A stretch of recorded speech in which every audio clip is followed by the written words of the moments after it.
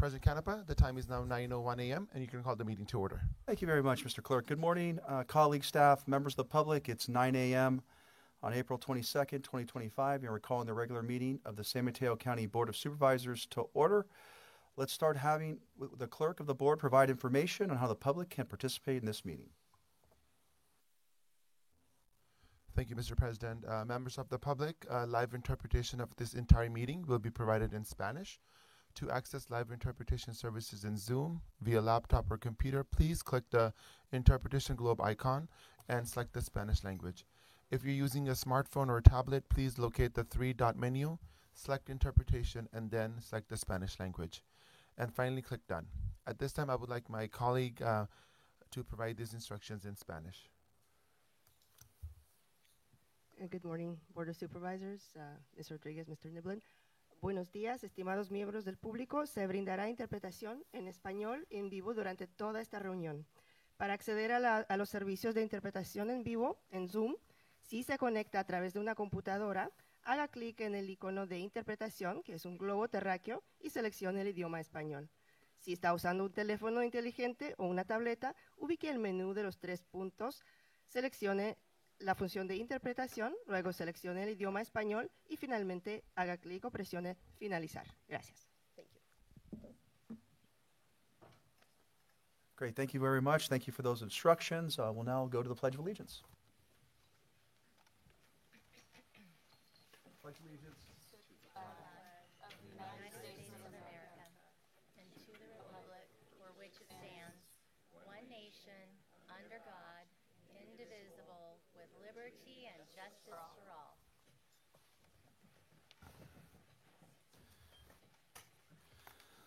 We'll now move to honoring the life of and board member remarks. Do any supervisors have any comments or things to share for honoring the life of? President Canepa, let me just take a quick roll call. Sure. Thank you, Supervisor Spear. Here. Thank you, Supervisor Corzo. Present. Supervisor Mueller. Present. Thank you, Supervisor Gaucher. Here. And President Canepa. Here. Thank you, all present. Supervisor Mueller. Thank you, President Campa. We have two remembering the lives of today. The first is for Clorinda Campagna, a longtime Pacifican and dedicated community member. Clorinda Luis de Leonardo de Campagna passed away peacefully in her home on April 8th. She was well known for her involvement with many groups and events, such as singing in the choir at the Good Shepherd Catholic Church, member of the Pacific Open Space Committee, organizing the annual 4th of July founding documents reading, fundraising for the American Cancer Society through the Relay for Life, singing at the annual Memorial Day celebration at the Chapel by the Sea, distributing collection boxes to local schools for United Nations Children's Fund, and she was a 15-year member of the Pacifica Historical Society, spearheading participation in the annual Fog Fest Parade, and fundraising for the restoration of Little Brown Church. She will be tremendously missed by the community. The next memoriam we have is for Lisa Ketchum. Lisa passed away this past weekend after a hard fight with cancer. She was an active resident of the San Mateo County Midcoast, always contributing to the community and dedicated to making it better for residents. She was a horticulturist who for decades volunteered pulling weeds, priming native vegetation, and helping control invasive species along the coastal terraces. She was so good at this that county parks actually let her do this in county parks. And she did it. She did it for years. And we're actually pursuing naming a trail after her that she kept. She also, in talking to residents, was a tremendous organizer for the Pillar Ridge Homeowners Association, where she worked to make sure that association, that community remained affordable, spearheading an effort to find a nonprofit to take over that community, to be able to continue to provide affordable housing on the coast. She was elected to the Mid-Coast Community Council in November 2011, where she served for 7 years. She worked passionately on multimodal trail projects, protecting sensitive habitats and increasing transportation options among the coast side. She then, in 2022, was appointed to the San Mateo County Planning Commission. I can't say how many Coastside residents have reached out in the last few days, sharing memories. She'll be incredibly missed. Thank you very much. Supervisor Corzo. Thank you, President Canepa. As folks may have noticed, we have a lot of young people in the room, and I just wanted to welcome them, and we will be honoring them in a moment. But I did just want to quickly explain that next up is public comment. And just so you have context, public comment is where members of the public can come up and say anything that they want for about 1 minute. Correct. And we're not able to respond to them. And I just wanted to give you all a heads up. So we will get through public comment, and then we'll get to your items, and we're really excited to celebrate you. Thank you, and welcome. Supervisor Spear. Thank you, Mr. President. I would ask that we have a moment of silence to remember the extraordinary life of Pope Francis. He was an extraordinary leader, not just of the Catholic Church, but of the world. His focus on the poor and his humility is something that we don't see enough of in our world today. And interestingly enough, on this Earth Day, it's important to point out that it was he who had an encyclical on climate change and urged world leaders across the planet to do more to save the Earth. So I had the privilege of hearing him speak before Congress, and he was not allowed to provide any blessings in the chamber. So we scurried outside after he spoke, and he stood on the balcony and blessed all those who were gathered. And he said, "God bless America, and please pray for me." One of the sentences that he used over and over again whenever meeting people, "Please pray for me." So let's pray for him with a moment of silence.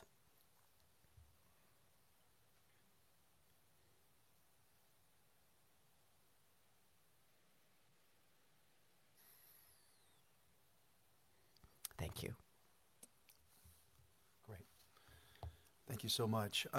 For those in the public, I'll ask County Attorney John Niblin to give an update following the charter amendment being enacted last Thursday, April 18th, following the passage of Measure A in March.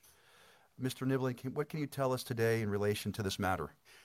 Thank you, Mr. President. Just very briefly, you'll of course recall that on April 8th of 2025, we were before you and we briefed you all on the draft procedures for a removal proceeding that we had put together with the assistance of retained counsel. And at that time, of course, we received feedback and from the board, and we discussed potential revisions and refinements and a process for also receiving some input from interested stakeholders, including counsel for the sheriff. And we have done some work in terms of doing that outreach and having those meetings.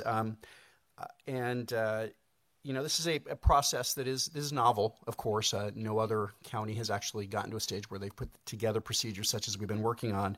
And we are working with all due diligence and speed, as the board has suggested that we should do, but also with an eye toward making sure that we have due process and make sure that we are acting with care and precision as we're putting this together. So our anticipation, again, that work is ongoing. Our anticipation is to be back to the board at a future meeting in the near future, but we are continuing to work along those lines. Great. Thank you so much for the update, County Executive Niblin. That brings us to public comment. This is the portion of the agenda that is set aside for members of the public to comment on matters that are within the subject matter jurisdiction of the Board of Supervisors, but that are not on the agenda for today's meeting. For matters that are listed on the consent agenda and for matters that are set for closed session, public comment will be limited today to 1 minute. I'll ask that we start with public comment in the chambers, then we'll move remotely. Thank you, Mr. President. We'll start with chambers first. Rhonda Reyes, followed by Deacon Lauren McCombs.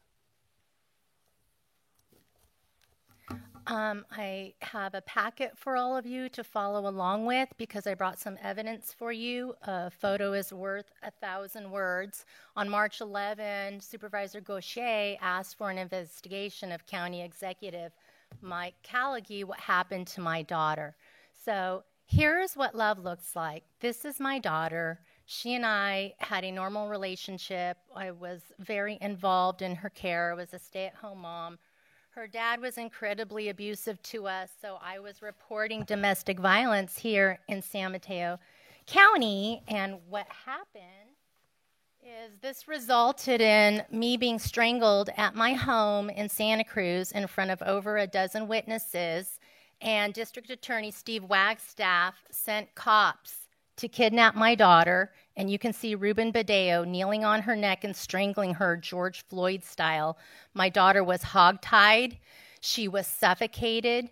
She was shoved. Her hair was pulled. Her face was smashed to the ground several times. If you look through your pictures, I'm sorry, I don't have anyone helping me hold this. You can see a pile of cops putting my daughter into a restraint on the ground. She was 13 and she was a victim. This doesn't make sense. There's a serious breakdown in law enforcement who treat children and survivors of domestic violence this way. I have evidence for you. There's more to say. And I have the protective order for you to examine.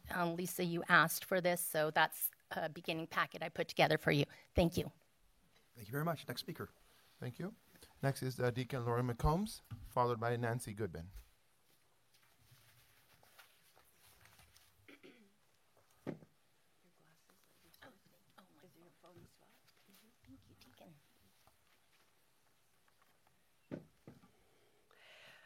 Good morning to all who are present here this morning. My name is Deacon Lauren Patton McCombs, and I'm currently serving at Christ Episcopal Church in Portola Valley and in Woodside. I'm a member of Fixing San Mateo County.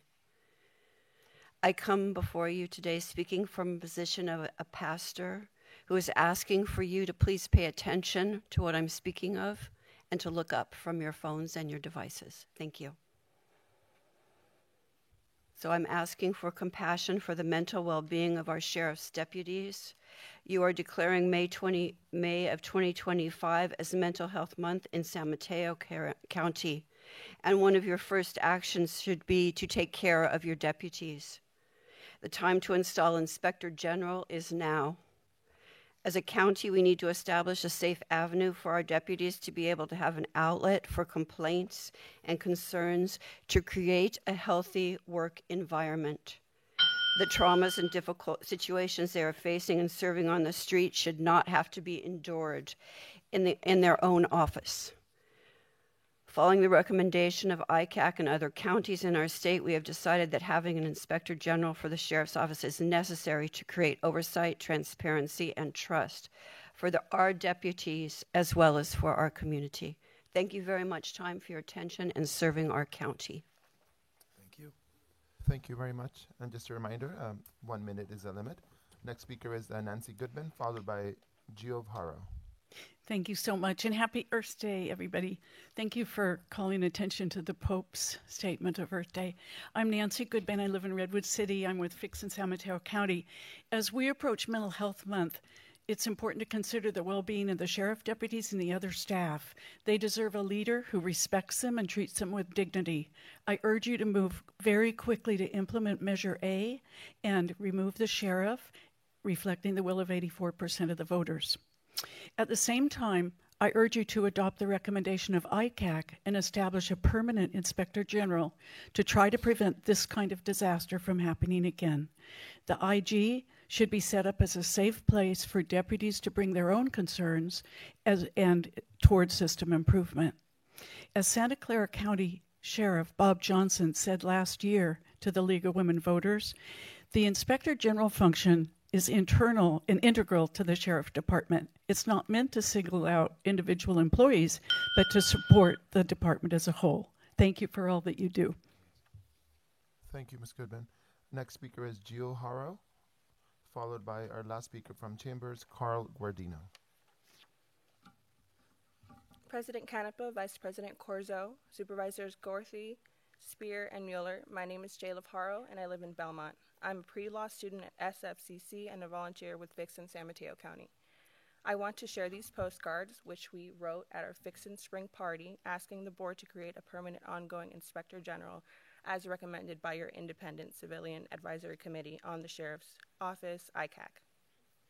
There's a small bundle for each of you. Please pass them around and share them. Thank you for your leadership in setting up ICAC as a historic first step towards civilian oversight in the Sheriff's Office. The past few months have shown the value of your independent outside review of the Sheriff's Office, but we need something more solid than an ad hoc call only at a time when the media identifies a crisis.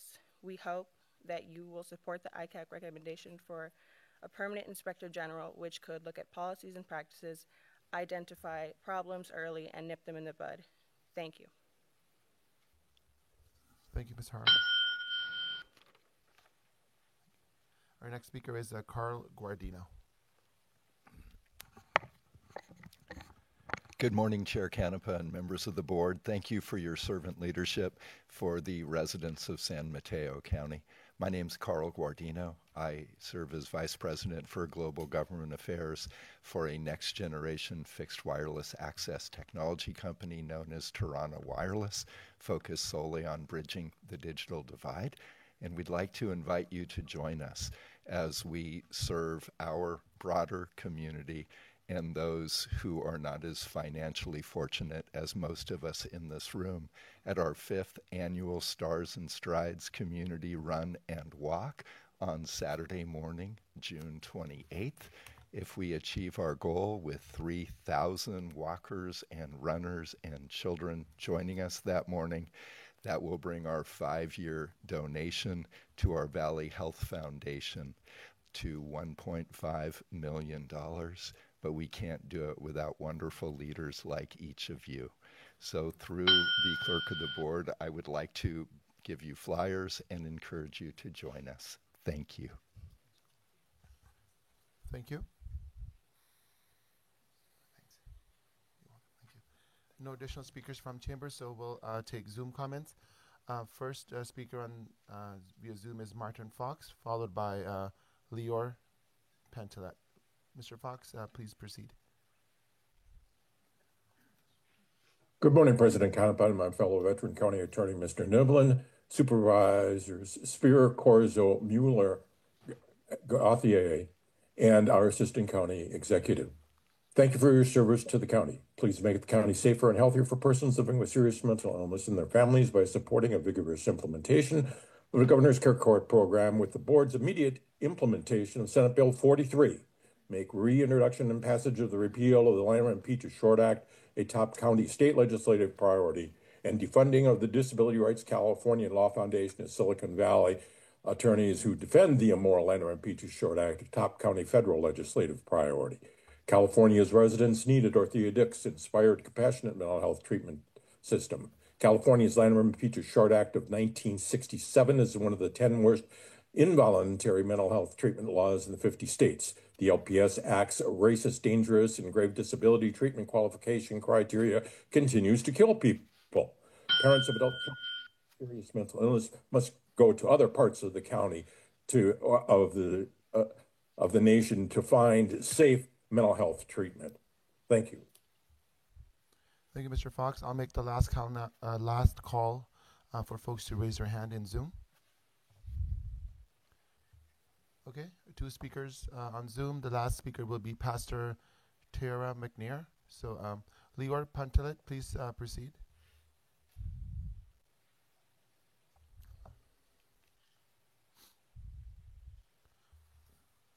Lior Pantelet, please proceed. I've asked. Thank you and good morning. Last week, it was very upsetting for me to discover that nearly 90% of my native California hazel plant was masticated or shredded by the county roads crew. This is a large shrub or multi-stem small tree that is both fire-wise and water-wise and provides habitat for wildlife and pollinators, and a plant that I'd admired, cared for, and appreciated for years. While the plant is 8 feet from the edge of the neighborhood road, and I understand the county has a 40-foot right-of-way on this road, I was disappointed in the way this was handled. First, I would have appreciated notice to prune back my small tree as necessary. Second, the cutting was done in a very brutal and ugly way, as if the limbs were torn off, which was painful for me to see on a plant that I had respected for so long. Third, my Waterwise Firewise native plant was targeted, but all the non-native ornamentals closer to the road were left alone. And fourth, the initial communication from the roads department was very dismissive, with no acknowledgement of any wrongdoing or mishandling. I'm sharing my experience with you today, so hopefully all of these aspects can be improved in the future. Thank you very much. Thank you. Our last speaker is from Zoom is Pastor Tiara McNair. Please proceed.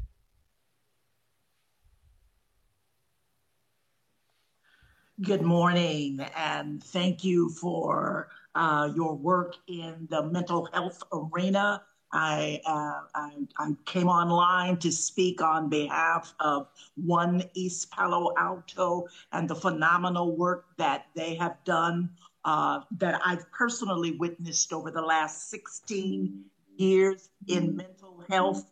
I've never seen anybody who does the collaboration better than them, and they understand intricately the whole family approach to resolving mental health issues. And I encourage you to, when you get to that agenda item number 27, to put all of the resources that you can into the work that One East Palo Alto is doing. There will be no better investment.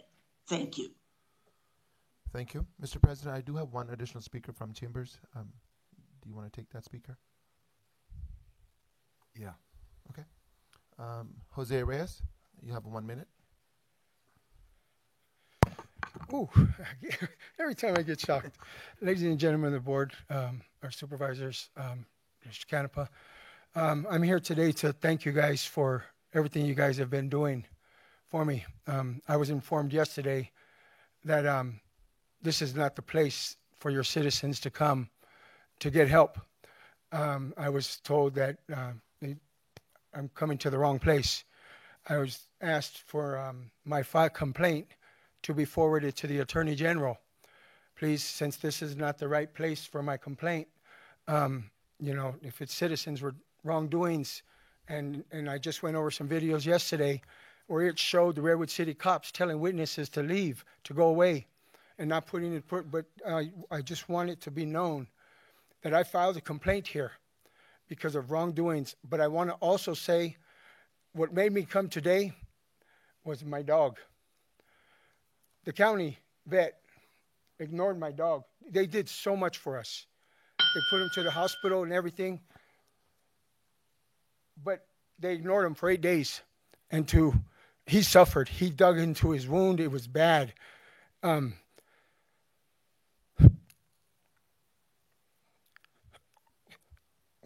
have a right to be upset, but to have the vet say they're not going to treat my dog, and then the county say that they're not going to call the county and tell her, and then the lady that called me up, she said, well, she gave you enough medicine for 7 days. I go, no, she didn't. She gave me for 2 days and then ignored me for 8.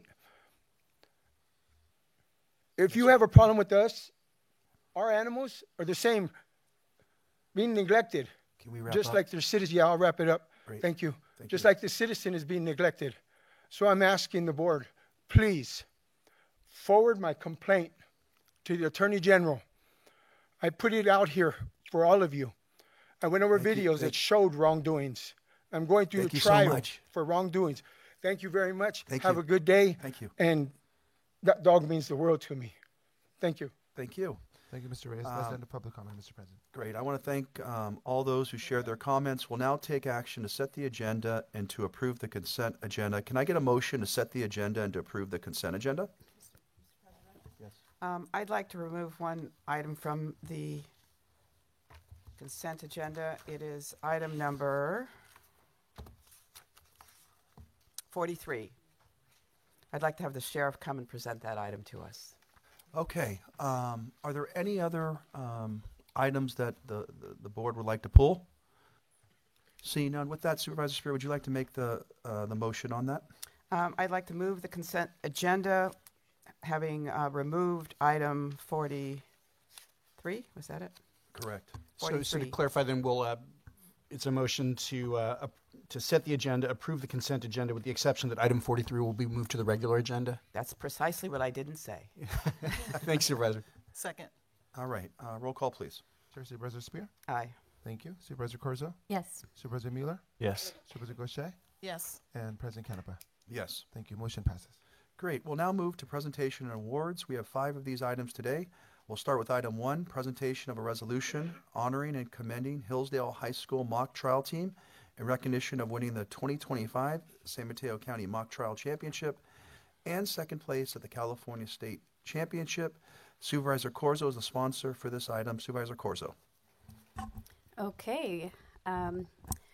Welcome to all of the young people here. We are immensely proud of you. And you kind of stole my thunder by reading the whole title there, but I'm just... So this March, the Hillsdale High School Mock Trial Team in District 2 became the county's mock trial champions. This honor was previously held by a local private school for 14 years. And then the mock trial team from Hillsdale went on to represent our county at the state level and ultimately secured an amazing second place finish. We want to congratulate you all and recognize that at that competition, many of you, all of you, worked hard together and were outstanding and won many recognitions, including Most Valuable Player Award for Neva Sinha, Melody Pulse, and Nikki Donovan, and Outstanding Defense Attorney for Nikki Donovan. This team's resolve is a testament to reaching high, believing in yourself, and not letting barriers hold you back. I want to thank the coaching team for supporting these young people, and to the Hillsdale High Mock Trial Team. You all remind us that anything is possible when you work together. Please keep please keep believing in yourselves. We are very, very proud. And here today are the coaching team, which is led by Matt Springman, Brenda Adams, and Marissa McMurray, and many, many team members of the Hillsdale High Mock Trial Team. We'd like you to come up to the podium and briefly share your names and your experience, and then receive this honorary resolution that we have for you.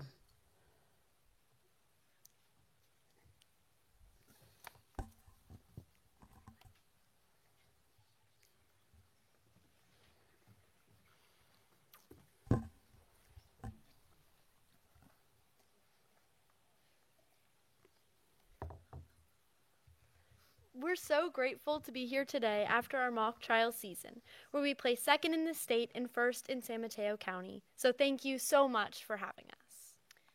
My name is Annabella. My name's Annie Stump. And my name's Peyton. So first, we'd like to thank our coaches for always supporting our team throughout the season. We wouldn't have been able to accomplish what we were able to without their constant support and encouragement, and they have dedicated so much time to help us, and we are endlessly thankful for them.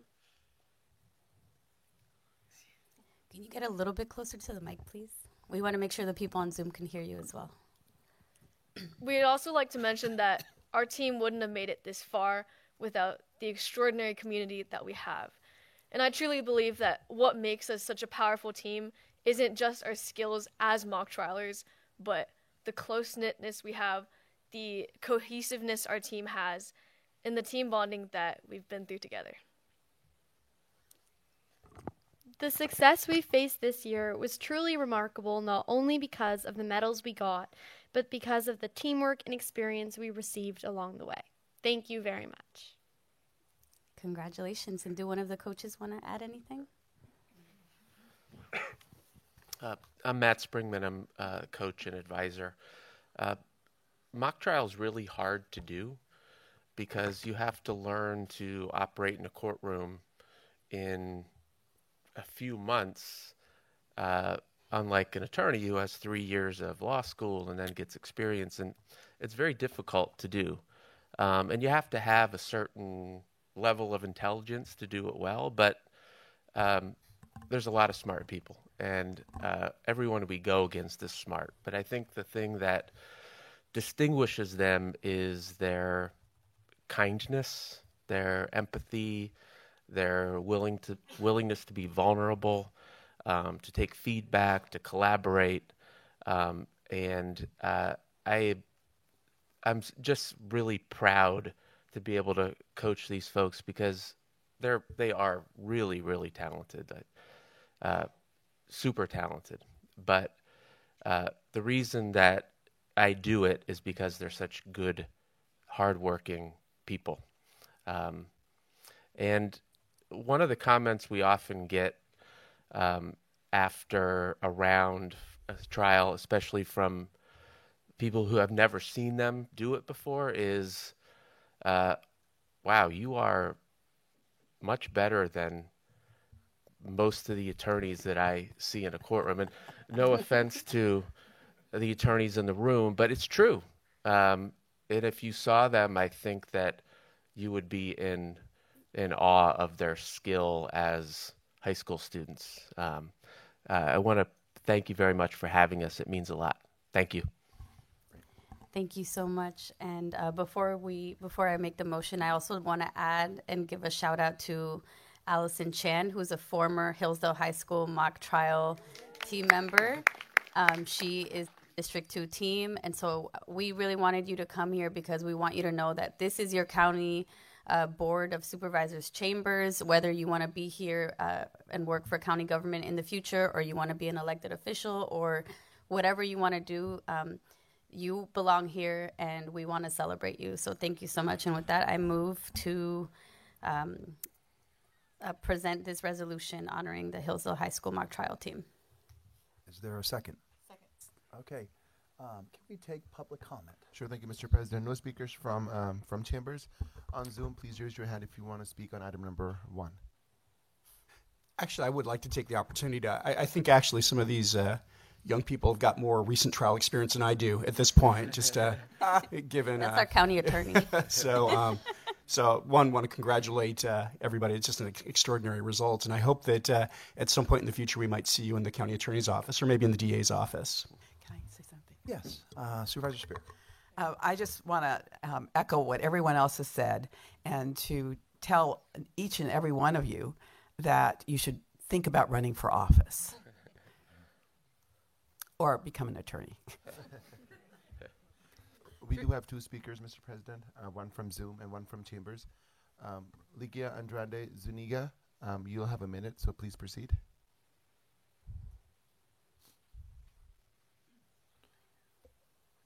Good morning, Board of Supervisors and members of the public.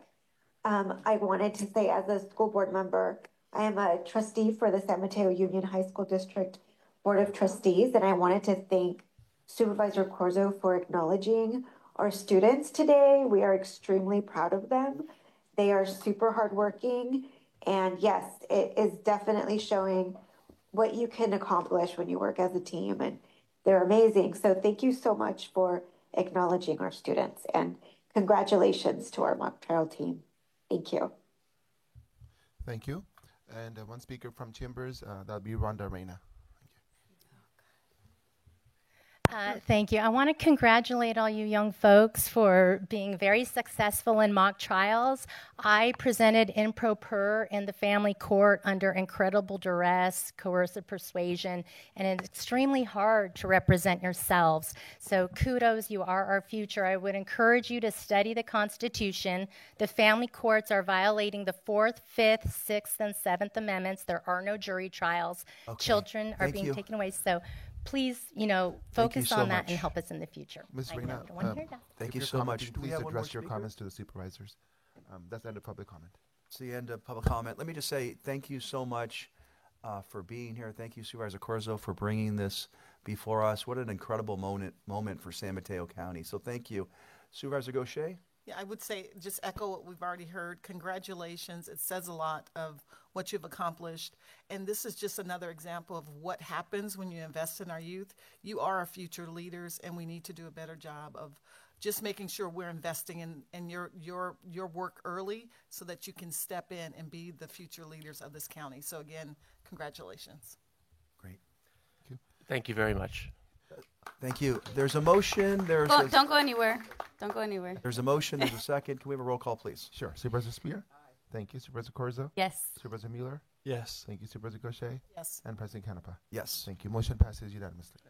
This is your resolution. And we're going to...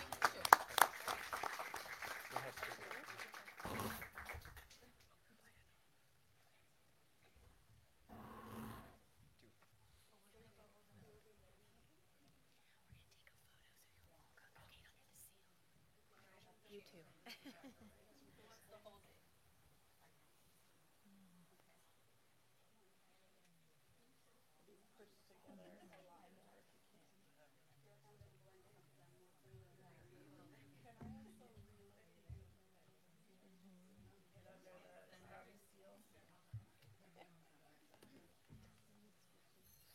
Oh gosh, okay, great. When do you want to go first?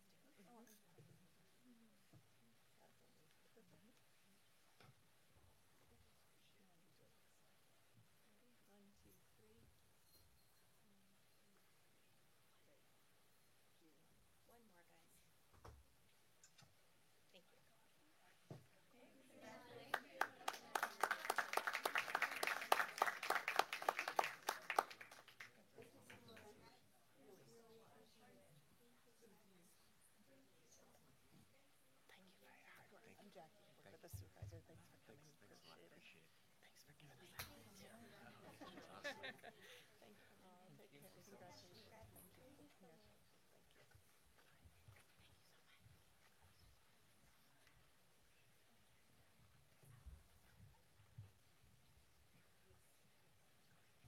Council member, former council member.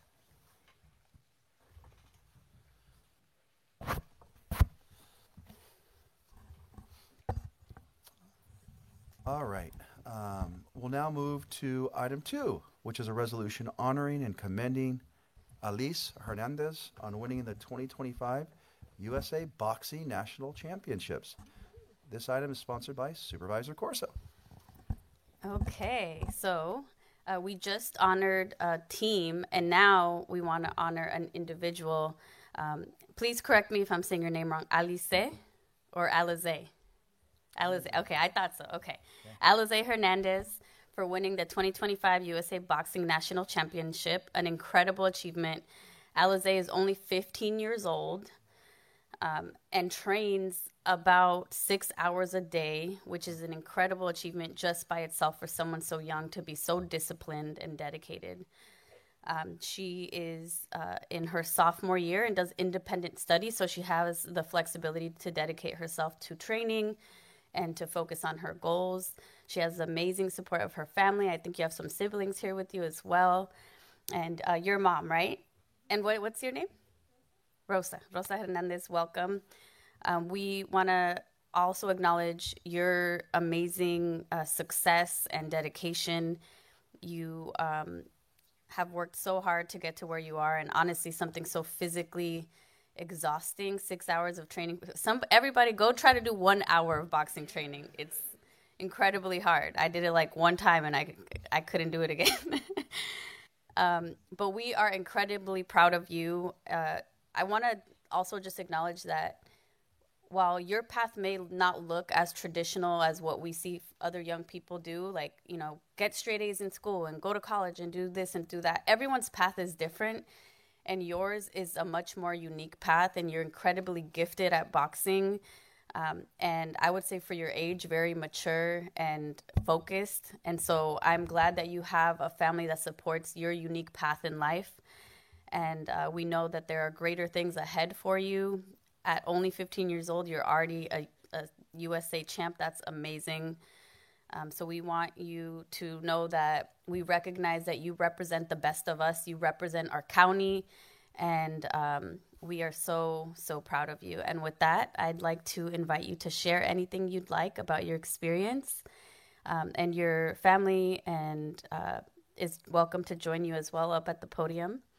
And bring up your belt. Let's see it. And Mom, if you want to speak for Alize, if she's a little shy right now, that's okay too.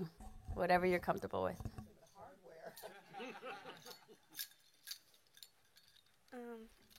I'd like to say thank you for this recognition. I would also like to thank my parents and coaches for pushing me to my full potential, and they got me where I am today.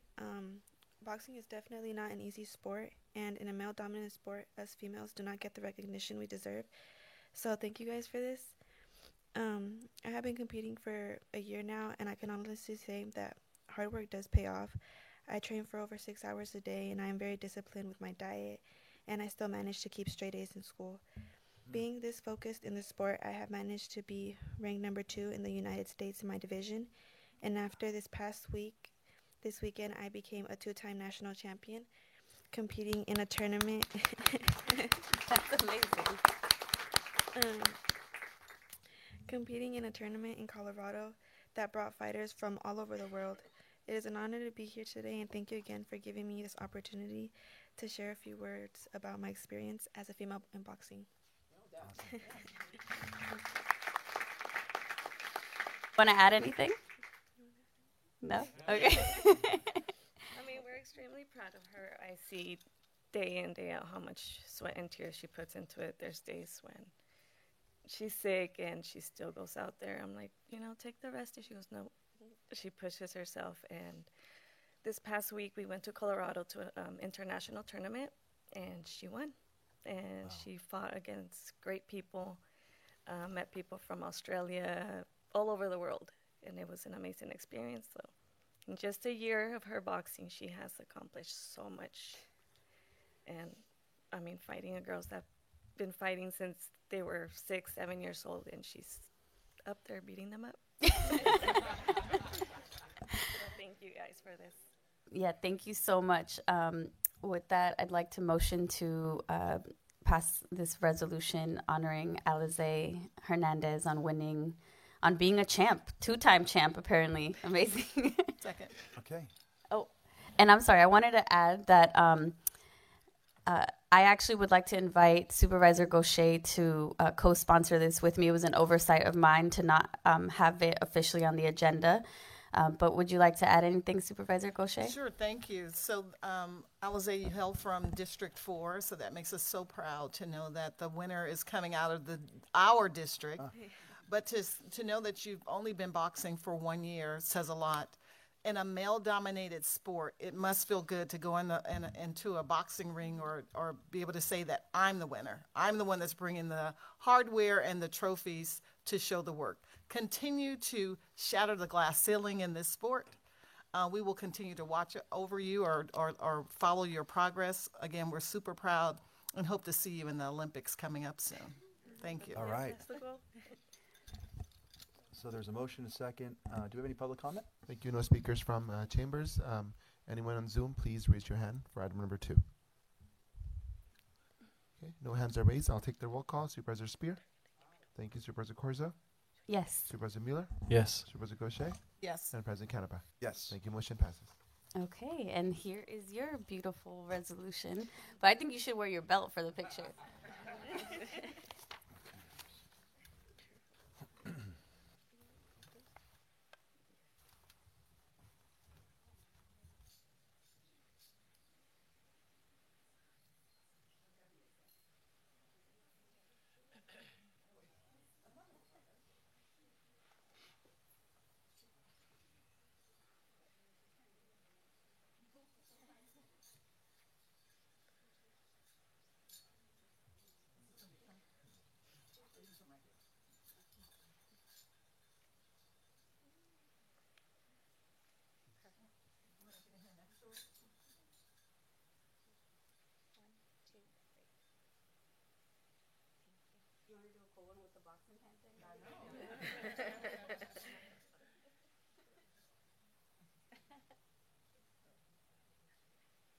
Okay, my turn.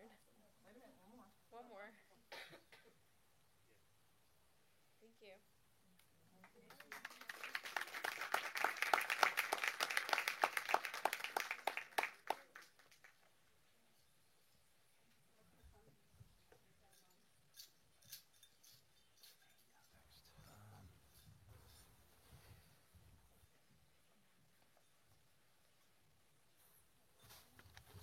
All right.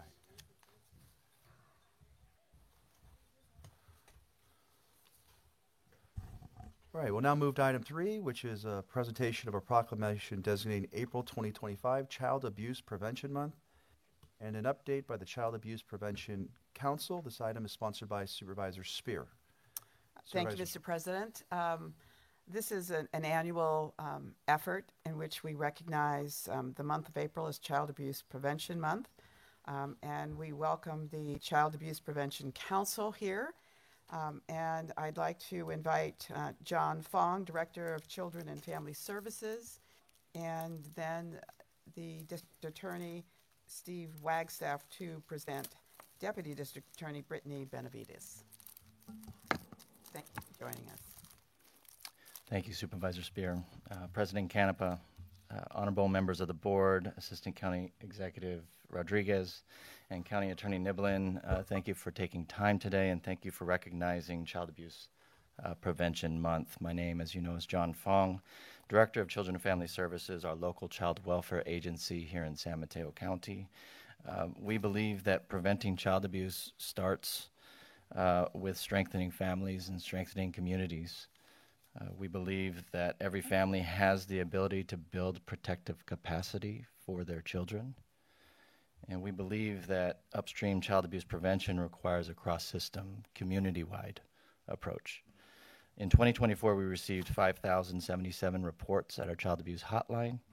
And although a percentage of those reports resulted in confirmed child abuse or neglect, the vast majority of those reports were related to families who just needed a little bit of support.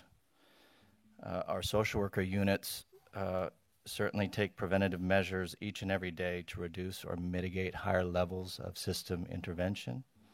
That said, we cannot effectively make positive impact on the lives of children and families in San Mateo County without the contributions of partner agencies throughout. Our Child Abuse Prevention Council, otherwise known as CAPC, recognizes this, and over the next year will focus on community outreach and workforce development strategies that promote strengthening families. We will seek out opportunities to align services and deliver evidence-based practices in early childhood education and school settings and in the community through home visiting programs and other supportive services. We will focus on the training and capacity building of our mandated reporter community to ensure children are referred to Children and Family Services when necessary and linked directly to community support when appropriate. My message today, we simply cannot do it alone. As the saying goes, it takes a village. This week we commemorate Children's Memorial Flag Day in honor of all children across our nation who have lost their lives to violence. The flag will be raised throughout the week. You'll see it on Middlefield. And it serves as a reminder of the importance of intentional and strategic child abuse prevention efforts in our county. Today we have two of our system partners to share a bit of their perspective. From the Keller Center, we have supervising nurse practitioner Cassandra Manuel, and from the District Attorney's Office, we have Deputy District Attorney Brittany Benavides.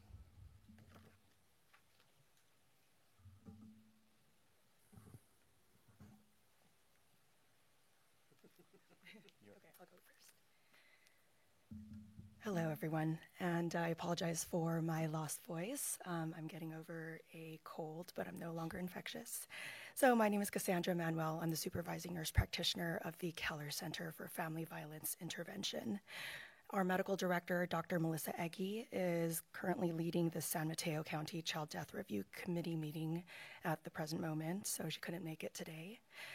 For those who may not know, Keller Center is a designated forensic unit, and we serve over 400 youth and 200 adults on average per year. We are the bridge between the criminal justice system and the medical sciences. At the Keller Center, we perform medical legal exams for victims of violence, such as sexual assault, domestic violence, child abuse cases, and we also perform foster medical clearance exams. And our team provides expert testimony and community outreach. We collaborate with law enforcement, child family services, and community organizations such as Nurse Family Partnership, where they go into the homes. They are our public health team, and San Mateo County Health Foundation programs such as Caring Hands. And we work with these organizations long after a child leaves our facility. And every encounter is an opportunity to screen, prevent, and treat all victims of violence within our county. And we are all wearing our blue ribbons with a heart that symbolizes the recognition of the issue of child abuse. And it is a reminder that it takes a multifaceted approach for us to decrease the violence within San Mateo County. And so invest in your youth. That is the message for today that I'm learning. And I myself am living proof that in times of darkness, children will remember every adult that provided acts of kindness for the rest of their lives. And that feeling becomes their superpower. They too have the ability to become our future leaders of San Mateo County.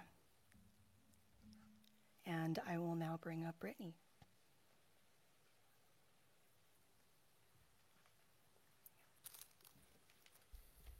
Good morning, President Canepa, members of the board, Mr. Rodriguez and Mr. Niblin. I wanted the opportunity to introduce Brittany Benavides briefly. She is a 10-year prosecutor in her 10th year with us, fighting the good fight. And as John Fung just said, it absolutely is something that all of us have to work on. We do it in that arena of the courtroom when things have gotten too far out of hand. And what I wanted to present to you today was Ms. Benavides describing a case that she literally just finished a couple weeks ago involving child abuse. So thank you for allowing us to speak. Thank you, Steve. Good morning, everyone. My name is Brittany Benavides. Child abuse awareness is extremely important because children are the most vulnerable part of our community. Children often don't have a voice because they are unable to speak up or they're too afraid to stand up for themselves. Could you speak directly into the mic? Yes, Thank I'm you. sorry. I would like to tell you about one of my cases. Jervon was 16 months old when he was placed in the care of the defendant through the foster care system. 7 weeks later, he was admitted to Stanford Emergency Room. At Stanford, doctors diagnosed him with a subdural hematoma, a significant brain bleed that shifted his brain to the left side of his skull. Such a severe bleed, it required an emergency craniotomy to evacuate some of the blood.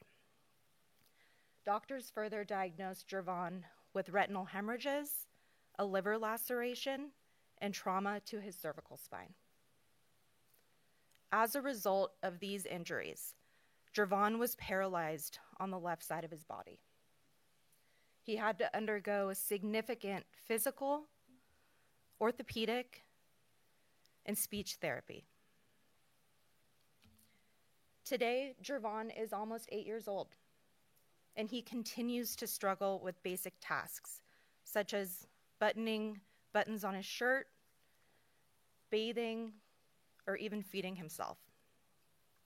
But Jervon has been adopted by a loving family who is able to care for and support his needs going forward for the rest of his life and the struggles that he will continue to endure every single day. A jury of 12 members of this community convicted the defendant of felony child abuse, and she is pending sentencing. I want to leave you with one thing that was significant about these jurors, as they gave me a call the day after the verdict and told me that they had formed a group chat with each other, that this case had such an emotional impact on them, and that after the verdict, they felt that they could sleep well that night. They felt that justice was served, and they knew that they had done the right thing. Jervon finally had a voice, and the defendant was held accountable. Thank you.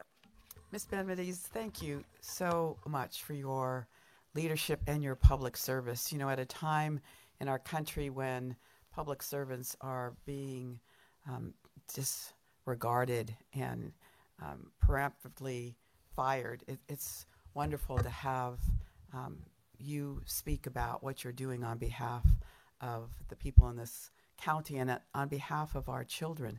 The family that adopted the child, do they live here in San Mateo County? No, they live in the East Bay. They live in the East Bay.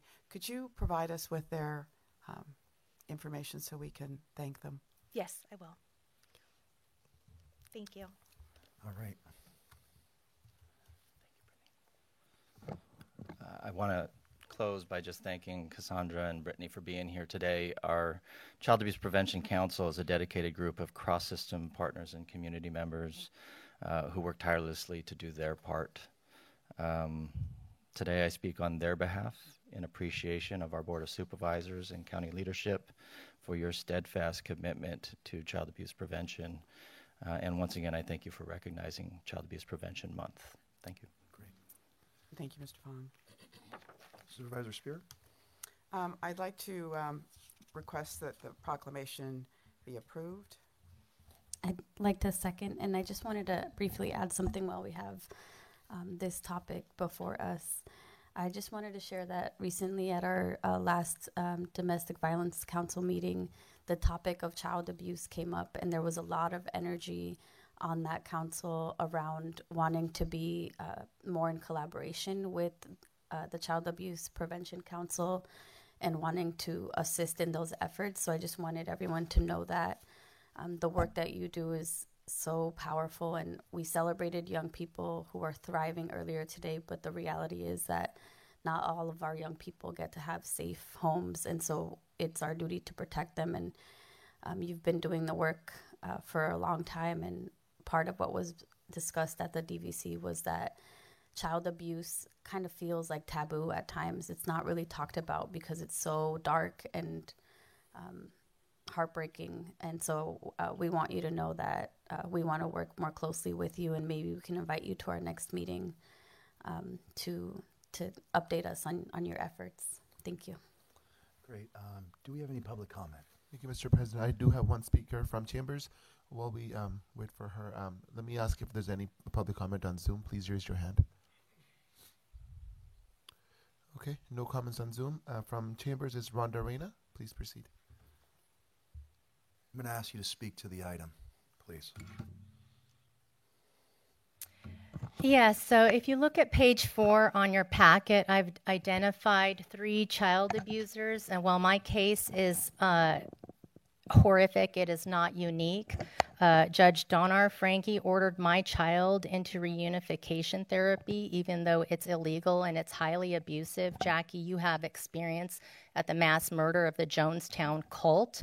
It's along those lines of abuse. I mean, that must have been horrific for you, but children are being forced into these deprogramming, just tearing them away from their safe parents. Attorney Julia Ferguson lied about me and had a knowingly false report written about me that led to my child being abused. And what happens when judges, attorneys, reunification therapists, and cops are the child abusers? Where is the help for the children then? Here's Maya Lang, who was I'm going to ask you to wrap up. also abused by Ruben Badeo, who strangled my daughter. So we need to address child abuse by public employees. So let's take that opportunity. Thank you very much. Thank you. Thank you. We have a motion. We have a second. May I have a roll call, please? Sure. Thank you. Supervisor Spear? Aye. Thank you. Supervisor Corzo? Yes. Supervisor Mueller? Yes. Supervisor Gaucher? Yes. And President Canepa? Yes. Thank you. Motion passes unanimously. Great. We'll now move to item 4, which is a presentation of a proclamation designating May 2025 as Mental Health Month. Do we have a proclamation? We do not. Okay. Sorry about that. I got ahead of myself. Okay. Oh, wait, we do. I'm sorry. Okay. I'm looking at Randy. Okay. We do. Come on down.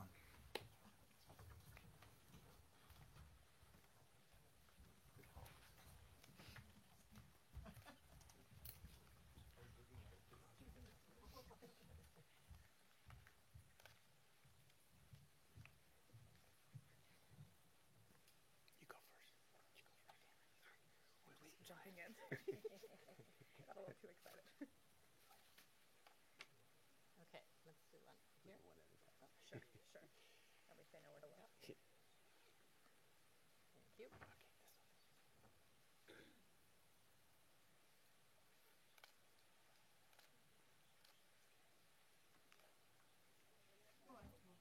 There's a line for you guys.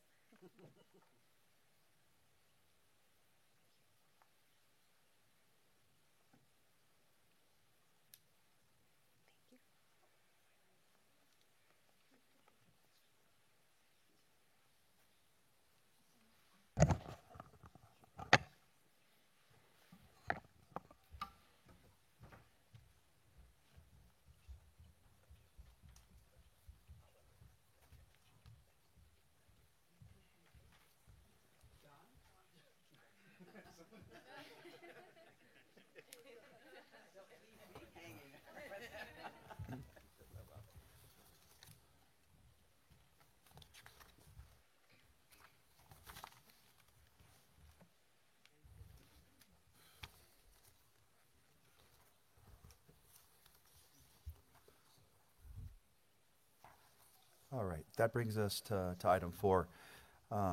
It's an honor to bring forward this proclamation recognizing May 2025 as Mental Health Month in San Mateo County. Each day, millions of people struggle, often silently, with mental health and substance use challenges.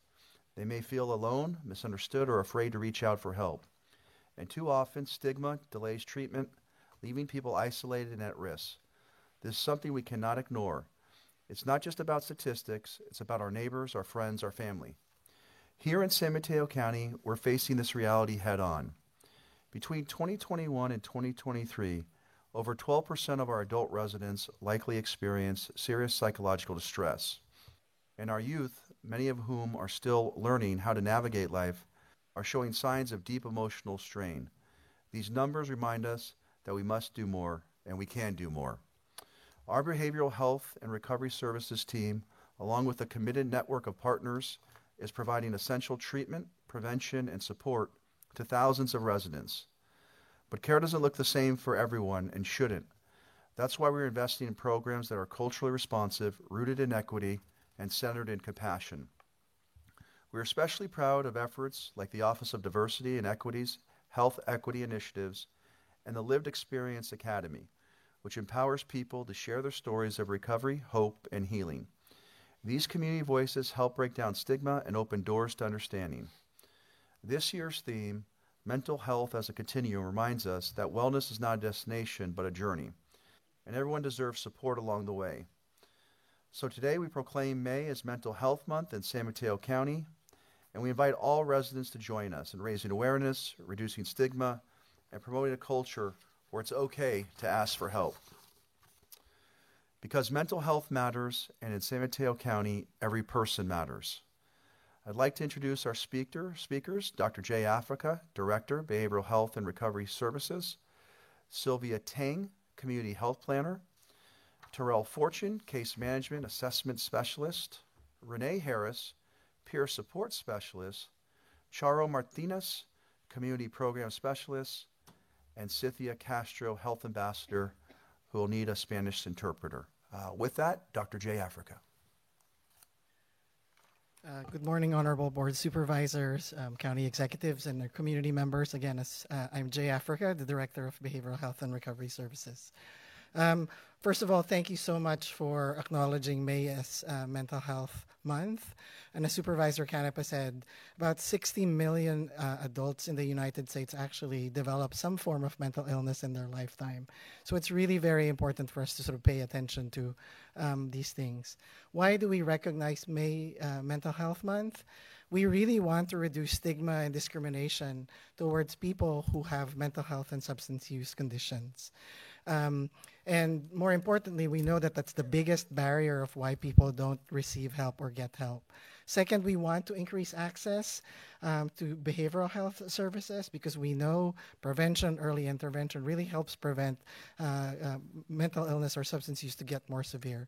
And more importantly, we want to really raise wellness. And I was actually just reflect a little bit with that young individual that talked about boxing, about how probably, while 6 hours might be a little bit too much for people like me, right? Really about how do we bring in wellness in our lives, because it's really very important. Just a reminder that behavioral health actually provides a continuum of services in this county. And it's really very important, not just for professionals to talk about it, but really more importantly for people who have lived experience that will share their stories about how they try to bring wellness in their lives. So, Sylvia?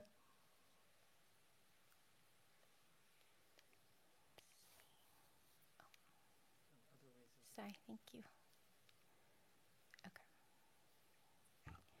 Thank you, Dr. Africa. Good morning, President Canepa, honorable members of the board, and fellow staff and community members of San Mateo County. I'm Sylvia Tang, she, her pronouns at BHRS Office of Diversity and Equity. And as was mentioned, the theme for Mental Health Month is Mental Health as a Continuum. And today we have special guest speakers who, across our continuum of care at BHRS, will speak on their lived experience and work. I defer to our speakers to introduce themselves. And we will start All right, pass it on to you, Terrell. Good morning, everybody. My name is Terrell Fortune. I am a case management and assessment specialist 3 with San Mateo County BHRS, and I work in the Alcohol and Other Drug Services Division. I've been working for the county for a little over 8 years, but I've been working in this field for almost 15 years. My primary job is working with individuals in the criminal justice system, working to help to get them connected to substance use treatment services throughout our continuum of care. I absolutely love what I get to do for work every day because this population is very near and dear to my heart. The reason for that is I, too, am an individual that struggled with addiction issues for a very long time. I was in and out of the criminal justice system myself for many, many, many years. I remember back during that time, I was so tired of the life that I was living, and I knew I wanted to make a change, but I just did not know how. And so I just knew I needed some help. Well, one day I walked into a place called Project 90. It's one of our treatment programs here in San Mateo County. And I was finally able to ask for that help. That ended up being my first step in my road to recovery. That was August 13th, 2010. And I've not found it necessary to put another drink or drug in my body since. Thank you. Excuse me one second. Little did I know that would also become the beginning of my career path as well. See, after I graduated from Project 90, I went to work for them. First as a volunteer, then I became a paid staff member. And, excuse me, I'm sorry. And while I was there, I ended up going back to school. I went to college at San Mateo. I ended up getting 2 associate's degrees from their addiction studies program. Then I became a certified drug and alcohol counselor at Project 90, the same place that I went and got clean myself. 2016, I come to work for the county. Not long after that, I ended up going back to school. I got my bachelor's degree in social work. I'll soon be going back to school again so I can get my master's degree in social work and become licensed in this field to continue to do this work at higher levels. I'll close with this. My story is just one of many of us that struggle and live with mental health challenges and substance use challenges every day. But I hope that it serves as proof that there's so much that we are capable of. And with access to services, a little bit of support, and the elimination of stigma around these issues, that we do recover and we can provide to this world everything that we have to offer. Lastly, I'll say this: recovery is not just something that benefits the individuals and their families, but our communities get to reap those benefits as well. Thank you for your time. I appreciate it. My name is Terrell Fortune. Happy Mental Health Awareness Month.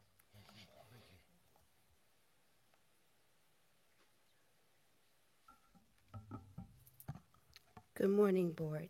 I just want to share my story. I'm going to speak shortly because we don't have much time. So I'm a person of long-term recovery, and my recovery started with drug court, showing up at drug court, getting support there. And from there, I was offered to get mental health treatment and substance abuse treatment. And I did that. And I was very happy and excited when I completed the program. It was my first start of achieving some goals. And at the same time, I got into behavioral health in 2000, and the behavioral health program was in San Mateo. And I continued that, and then I also got involved with CSM, supported education for people with mental health challenges to go back to college. And I was the very first person who graduated with a certificate in 1 year. It is a certificate for peer support worker through it's a certificate degree. And I got that, and I continued to work for Kaminar. Did that for 1 year, and then the county hired 16 people with lived experience. And what was so ironic about it is that it was I wanted to work for drug court. I wanted to work for Pathways, but I ended up in East Palo Alto, which was ironic because I grew up there, and it was just very wonderful. That was a great fit for me.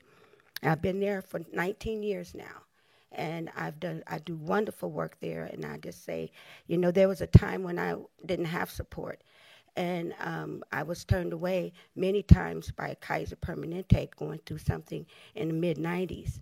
And to end up working for the county today, it is 2025. Almost 20 years later, I'm working at the county, and I love the work that I do, and I'm very grateful. I'm very grateful that I can give back, because I was once a person didn't have nothing, was lost and hurt and in pain, and got help from a wonderful team of people throughout the county. It was a lot of providers, if not just only County Mental Health, but just PREDA 3, just various programs. And today I work alongside some of these people. And I'm very proud. My daughter has graduated. She was a baby I was pregnant with in drug court. And she is studying to work with children's services. She answers call centers when people call in for child abuse cases. My daughter. She's a La Salva baby, that's what I called her. But anyway, to sum it all up, everybody, I'm so proud to be working in East Palo Alto Behavioral Health as a peer specialist. We're now certified. I got a little cliches behind my name now. And just want to move forward and just let you guys know that it's Mental Health Month, and I do lots of work. I give it 100% because I know what it feels like to not have, and I'll make sure that the folks that I provide services to in East Palo Alto get very special attention, because East Palo Alto is like at the bottom of the end of the county. But I really advocate and fight for things that happen for our folks with mental health challenges. May is Mental Health Month, and I just wanted to say one of my mottos is that, you know, you matter. Thank you.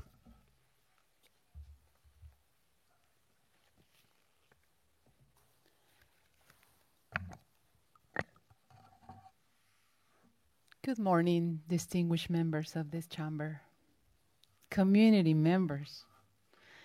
My name is Charo Martinez. I am a health ambassador in the BHRS Office of Diversity and Equity's Health Ambassador Program Coordinator.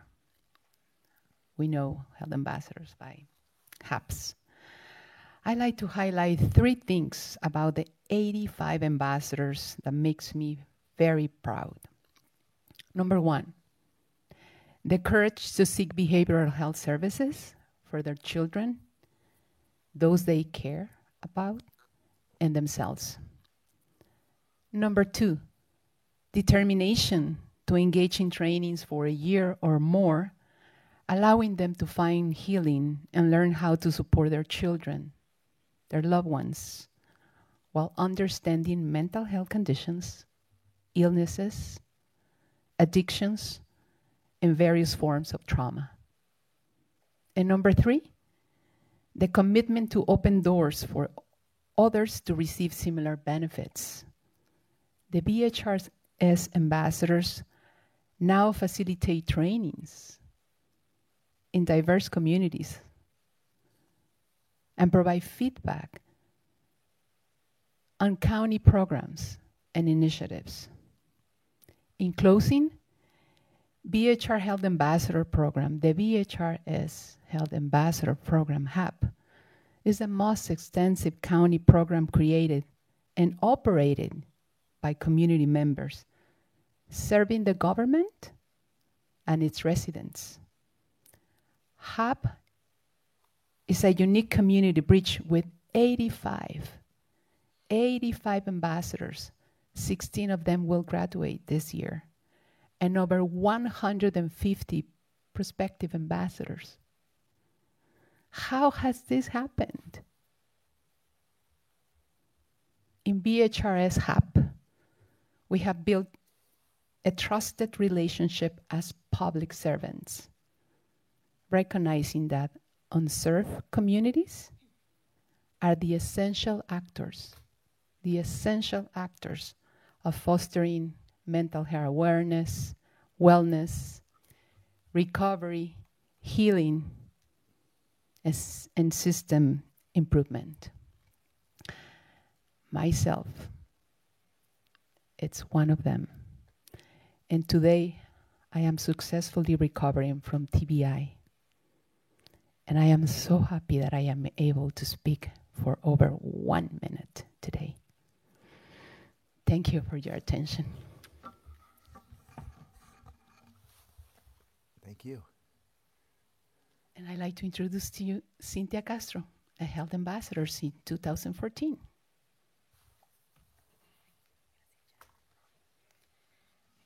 Gracias, Charito. Hello, everyone. Good morning. I speak first in Spanish. Buenos días. Mi nombre es Cynthia Castro. Soy del programa de embajadores de BHRS del Condado de San Mateo. Hace 14 años mi hijo y yo pasamos por desafíos de salud mental y de comportamiento muy difíciles. Gracias a que comencé yo como madre a educarme con los diferentes talleres que ofrece este programa, comenzó nuestro proceso a la recuperación, porque fui adquiriendo las herramientas para abogar por nuestras propias necesidades. La recuperación sí existe. Ahora, mi hijo tiene 18 años de edad, ingresó a los Marines de Estados Unidos. Está estudiando, ahora en mayo se gradúa y ya recibió sus órdenes para ir a Okinawa a desempeñar su especialidad. La recuperación sí existe. Y por mi experiencia vivida ahora apoyo a la comunidad, llevando la esperanza a las familias, porque aprendí a cuidar de mí en primer lugar, para así cuidar mejor a mi familia como segundo lugar. Estando bien yo, estando bien mi familia, ahora puedo apoyar de mejor manera a mi comunidad en tercer lugar. Gracias. Good morning. My name is Cynthia Castro. I am from the San Mateo County BHRS Health Ambassadors Program. 14 years ago, my son and I went through very difficult mental health and behavioral challenges. Thanks to the fact that I began to educate myself as a mother with the different workshops that this program offers, our recovery process began, because I began acquiring the tools to advocate for our own needs. Recovery does exist, and now my son is 18 years old. He joined the U.S. Marines. He's studying. In May, he's going to graduate, and he already received his orders to go to Okinawa to perform his professional duties. Recovery does exist, and because of my experience, I now support the community by bringing hope to other families, because I learned to take care of myself in the first place, so I can take better care of my family in the second place, and being well myself, my family being well, now I can better support my community in the third place. Thank you.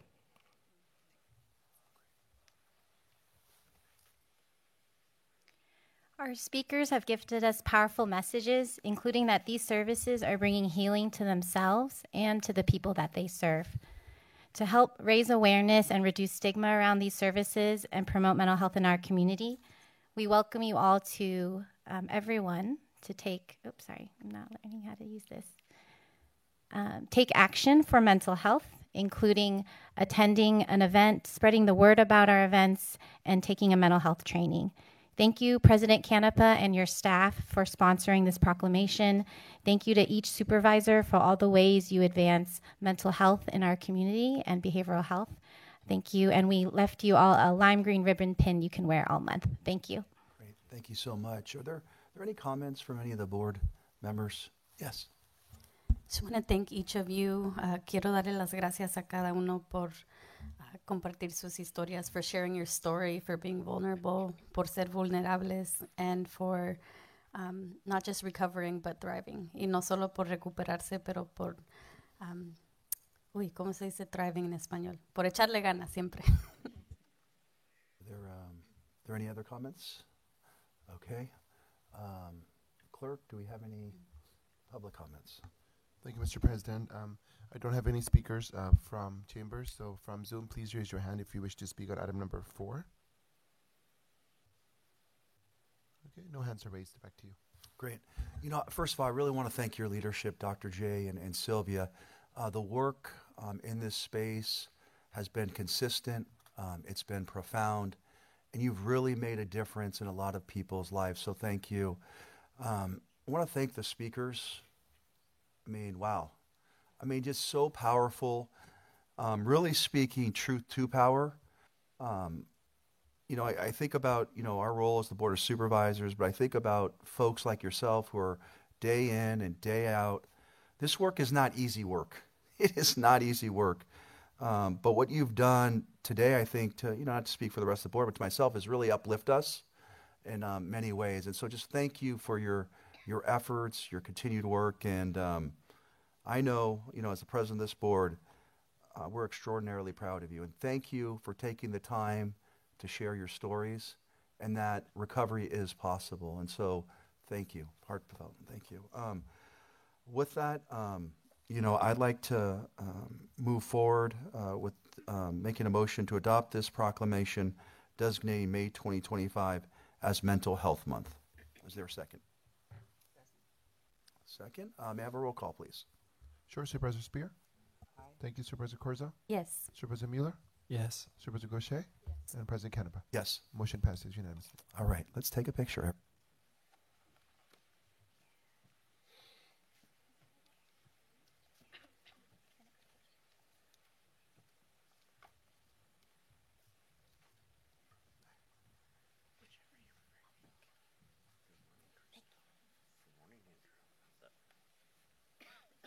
I'll let you take the first one, please. Because you're going to ask. Because you're the man. That's all. Let's get in here. Can you all please just scooch in a little? It's okay to overlap a little bit. Okay. 1, 2, 3. Please look here. Oh, can see down? There we go. Oh, here. 1, 2, 3. Okay, Bill. Got it. My turn. 1, 2, 3.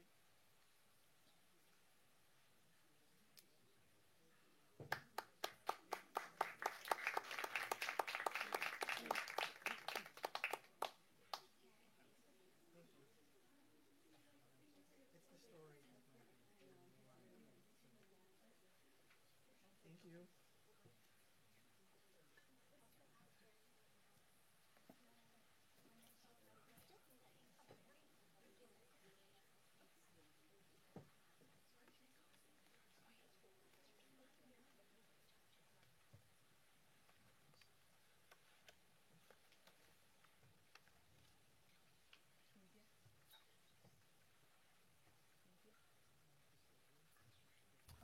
Before we move to our next item, I do want to recognize our CEO of San Mateo County Health, Dr. Colleen Chawla. Thank you for joining us today. Really appreciate that. That brings us to, we'll now move to item 5, which is a presentation of a proclamation designating April 22nd, 2025 as Earth Day. This item is jointly sponsored by Supervisor Gaucher and myself. 55 years ago, the Earth Day in 1970 marked a pivotal moment in environmental awareness as the result of a massive oil spill in Santa Barbara. Since then, we've celebrated Earth Day to recognize the achievements of the environmental movement and raise awareness about the importance of protecting our planet and its natural resources for future generations. Sustainability and carefully considering how our actions impact future generations has long been a priority at the county. Our dedication to future generations is reflected in our environmental policies, innovative programs, and partnerships designed to build a thriving community for all. As we reflect on the legacy of Earth Day, we reaffirm our responsibility to lead with vision and stewardship. We are particularly inspired by the youth of our county, some of whom are joining us today. Thank you. To tell us about the actions they have taken to fight climate change in our county. With that, I'll turn it over to Supervisor Gaucher. Supervisor Gaucher. Thank you, President Canepa. Our planet is at its breaking point. We need only to look to the devastating fires in Los Angeles this January and to tornadoes and flooding in the Midwest. 2/3 of our oceans, Earth's oceans, and 3/4 of the land have been damaged by humans. Ensuring a legacy of clean water, air, and a healthy environment is our duty to our children, grandchildren, and generations yet to come. We owe it to them to act decisively against climate change, safeguarding the resources that sustain our lives and nurture their future. San Mateo County's efforts for adopting renewable energy solutions to promoting sustainable growth, exemplifying our vision for a healthy, prosperous community. Through education and action, we empower youth, fostering an environmentally conscious community that values sustainability. San Mateo County is home to beautiful parks, coastal ecosystems, and thriving green spaces. Earth Day is a time to celebrate and protect these resources. We can participate in local initiatives like planting, like native plant restoration and cleanup events, and helping preserve the county's natural beauty. Earth Day is not just one day. It's a reminder to make sustainable choices year-round by supporting local conservation efforts, advocating for climate policies, and educating future generations, ensuring lasting environmental impact. We encourage each of you to celebrate Earth Day and join us in our commitment to protect our environmental resources today and in the future. And now, President Canepa, I turn it back to you to introduce our speakers. Great. Thank you so much, Supervisor Gaucher. I'm happy to introduce our speakers. We have Effie Melonius Verducci, Assistant Director of the Sustainability Department, and our student speakers from this year's Youth Climate Ambassador Program. Coral Stone, Emily Parker, and Lilia Wilkowski, students at Woodside and Menlo Atherton High School, who will share about their Native Habitat Restoration Community Impact Project, and Emma Kim, a student at Oceana High School, will share about Clean Energy Community Impact Project. So some of those last names I may have not hit. If I didn't, please correct me, but Effie, please go ahead. Thank you so much. Good morning, President Canepa, honorable members of the board, Ms. Rodriguez, Mr. Niblin. My name is Effie Melionis Verducci. I'm the interim director for the Sustainability Department. We're very pleased to be here with you today on this Earth Day, celebrating the day and highlighting our youth climate ambassadors in San Mateo County, who have been demonstrating their leadership, creativity, and urgency in addressing climate change. I'm also joined today by Karen Wang and Jess Dominic, who run the program, the Youth Climate Ambassador Program for San Mateo County, and also Julie Hilborn from San Mateo County Office of Education, who runs the program for that agency. And then I'm also joined, as President Canepa mentioned, by Emma, Coral, Emily, and Lilia, current ambassadors who will be telling us about their projects today.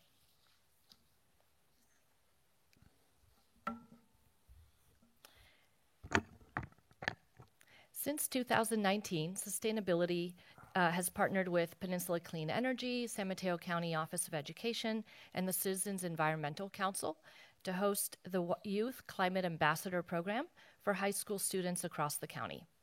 In this program, students learn about climate change while building leadership skills relevant to taking climate action locally. Students attend workshops and retreats to meet each other and hear from leaders in sustainability, gaining mentorship and knowledge of local environmental efforts and organizations. And then the program culminates in a community impact project where students design and implement meaningful events and initiatives to address climate change at their schools and in their communities across San Mateo County.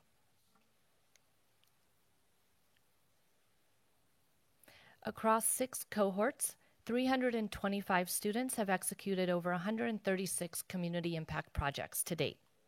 The projects range from clean energy workshops and clothing swaps to inventive solutions like community gardens and food waste audits. Many students transform their youth climate projects into enduring actions, forming school sustainability communities and even creating nonprofits in the community. Student voices shape meaningful change across schools and communities. Youth Climate Ambassador program empowers students to be advocates for the climate and their future, with many of our students speaking to their city councils or school boards as a pathway for change. We're excited today to have with us 4 of this year's ambassadors who will share their inspiring projects and journeys. I would first like to invite Coral Stone, Emily Parker, and Lilia Vilkovich, who are students at Woodside and Menlo Atherton High School, to share about the Native Habitat Restoration Community Impact project that they just completed earlier this month.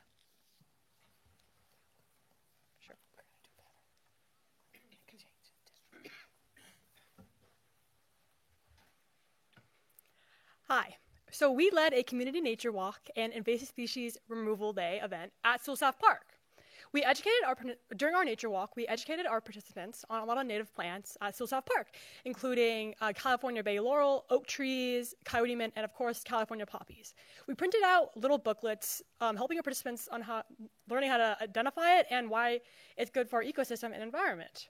During the actual invasive species removal process, we removed about 2,000 French broom plants, which is huge.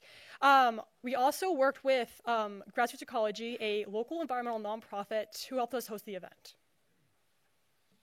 Our goals with this project were to promote biodiversity and increase local climate resilience. French broom is an invasive species, so removing it gives native plants a chance to grow, which tend to store more carbon, making them better for the environment. We also wanted to prevent against wildfires, which, if happen, release a lot of greenhouse gases. So since French broom is a highly flammable plant, removing it does this. And lastly, we wanted to involve the community and educate them about climate change, which is why we made our project a group activity. Through our time at YCA, we've learned valuable skills like leadership by presenting to our peers and leading a group at our event, and collaboration during our teamwork at workshops and retreats. We've also realized how our daily actions can make a difference, and we plan to continue volunteering for environmental events like beach cleanups and invasive species removal. Thank you for listening.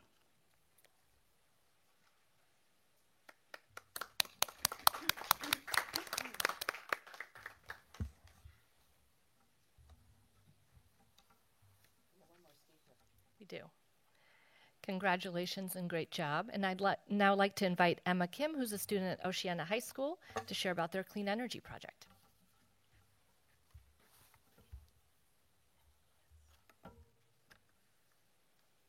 Hello everyone. For my community impact project, I, with my peers Claire and Sochi, created a workshop event on clean energy.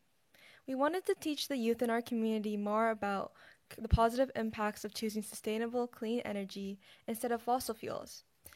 The attendees of our event learned about the importance of renewable energy to the world and in the fight against climate change, and as well as how they could participate in the goal.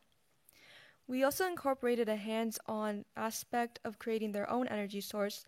You can see there through the windmill kits.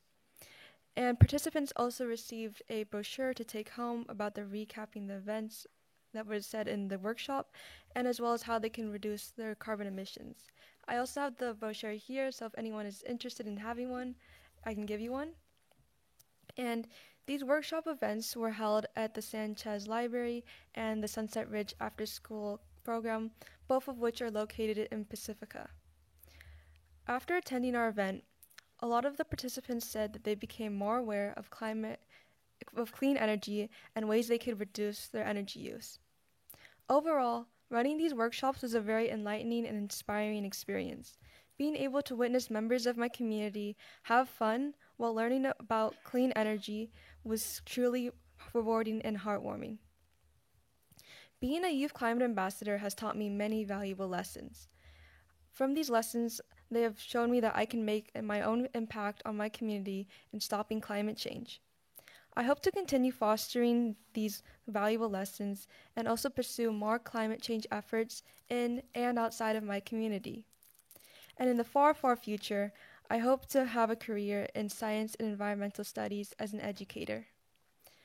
I also want to sincerely thank the staff of Youth Climate Ambassadors, as well as my supervisor, Jess Dominic, the benefactors of the program, and for all of you here for letting me come in and share my experience. Youth Climate Ambassador has been a monumental part of my climate action journey and also in educating more people on this ongoing issue. I hope this program can impact more people the same way it's impacted me. Thank you.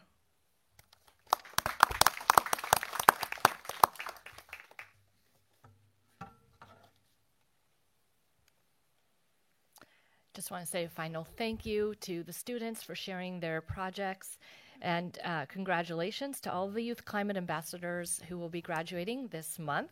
And thank you to this board for your leadership in uplifting future leaders in our county in climate action, starting right here locally. Thank you again. Happy Earth Day. Great, thank you. Are there any comments? Supervisor Mueller. I just wanted to thank the youth ambassadors, and I also want to brag a little bit because all 3 high schools were located in the 3rd district physically. All right, we'll change that next year. But seriously, to the youth ambassadors, the work that you did makes such an impact and ripples amongst your colleagues, and so share it. Tell your colleagues about it. The mountain is getting larger to climb in terms of what we need to do in order to turn this around. And the fact that you all are investing in it so young and being willing to put yourself out there is beautiful, both in your work, but in your leadership. Thank you.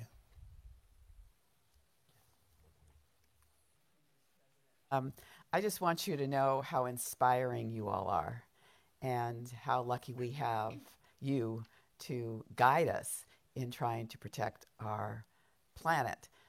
I also wanted to point out that Earth Day was created by someone very close to home. The former congressman from this area, Pete McCloskey, who just passed away last year, was one of the co-authors of the legislation that created Earth Day, along with Senator Gaylord Nelson, I believe. So it was a Republican and a Democrat who came together back then to create Earth Day, and look where it's come since then. So there's a great history locally that I wanted to make you aware of as well. So congratulations to all of you. Great. Are there any additional comments? Okay. Do we have any public speakers? Thank you, Mr. President.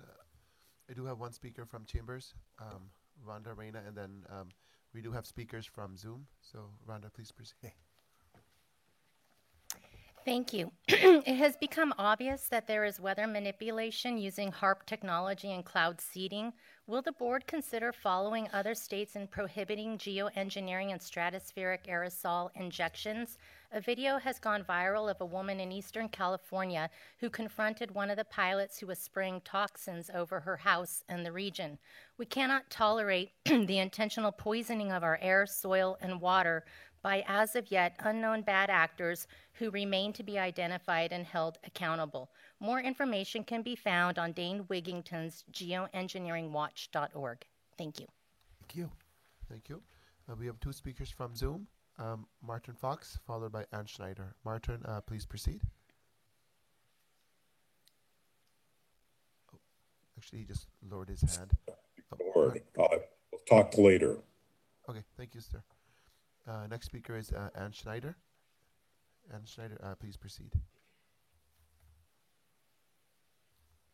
Good morning to the Board of Supervisors, and congratulations, students.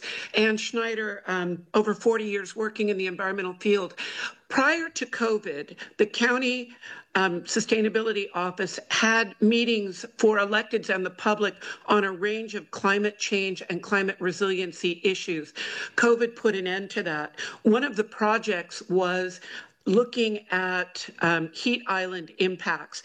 And I had been waiting for that data for Millbrae and basically all of North County. If you look at tree coverage as you move from Santa Clara County to San Francisco, tree coverage declined significantly. It turns out that that study had issues because up here in the north, we have wind.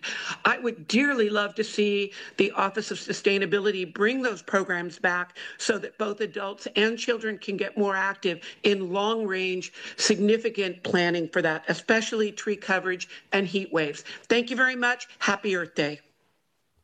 Thank you, Ms. Schneider. No additional speakers, Mr. President. You know, I just want to wrap up. First of all, French broom is so hard to remove. It is so difficult. So thank you for your work. Emma, your comments really struck me when you really sort of complimented the program. And when you compliment the program like that, it's a reflection on our staff. So if you're with the office, if you could please stand up. The Office of Sustainability, yes, if you can. Can we give them a round of applause?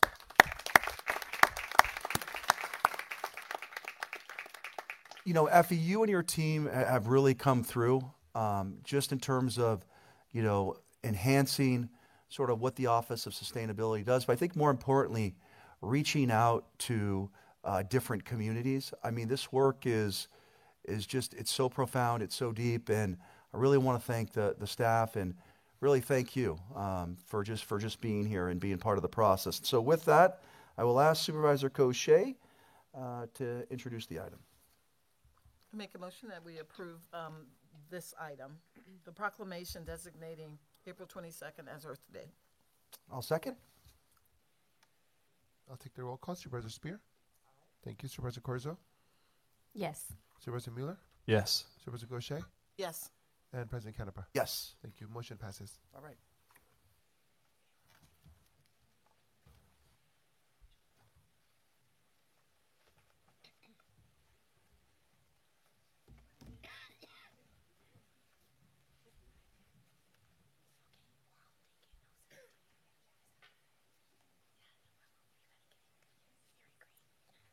It's like to project if you have a paper.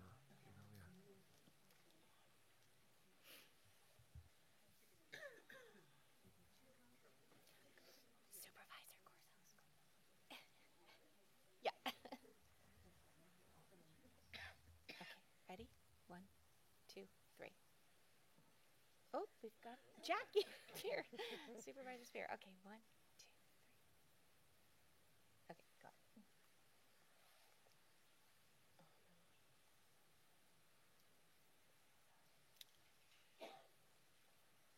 Thank you.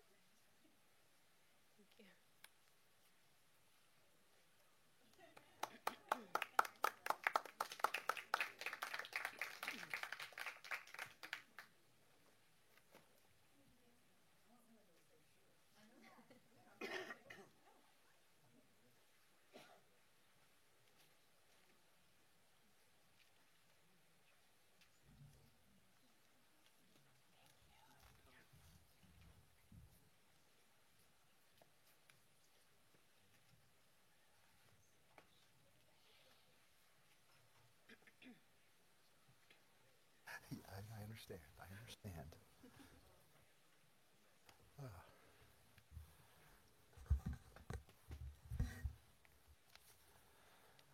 The next item on the agenda is item 7 from Housing, which is a public hearing regarding the FY 25-26 Annual Action Plan. Mr. President? 6, excuse me. Thank you. We are on 6. Coffee didn't kick in. All right. It's now time for us to move to the regular agenda. We'll start with item 6, which is a resolution authorizing an agreement with Horizon Services, Inc. for residential substance use disorder detoxification services for the term of June 1st, 2025 through June 30th, 2027. Dr. Africa, welcome back. Good morning again. The item for your consideration is to approve a 2-year agreement with Palm Avenue Detox, which is a program of Horizon Services, Inc., to provide safe withdrawal management services in a controlled setting or detox. Palm Avenue Detox is a 22-bed co-ed facility in the county, and they offer clinically managed residential withdrawal services 24 hours, 7 days a week. Clients are fully monitored and supervised by registered and certified substance use counselors, licensed vocational nurses, and emergency medical technician staff. These services are considered urgent and are medically necessary to protect life, significant illness or disability, or alleviate pain. These services are mandated and required by the Department of Healthcare Services under the Drug Medical Organized Delivery Services regulations. So in early 2019, Palm Avenue Detox closed and had their license suspended for violations related to safety. And then in August of that year, they reopened under a probationary status after the state, the Department of Healthcare Services, deemed that the facility has resolved all their findings.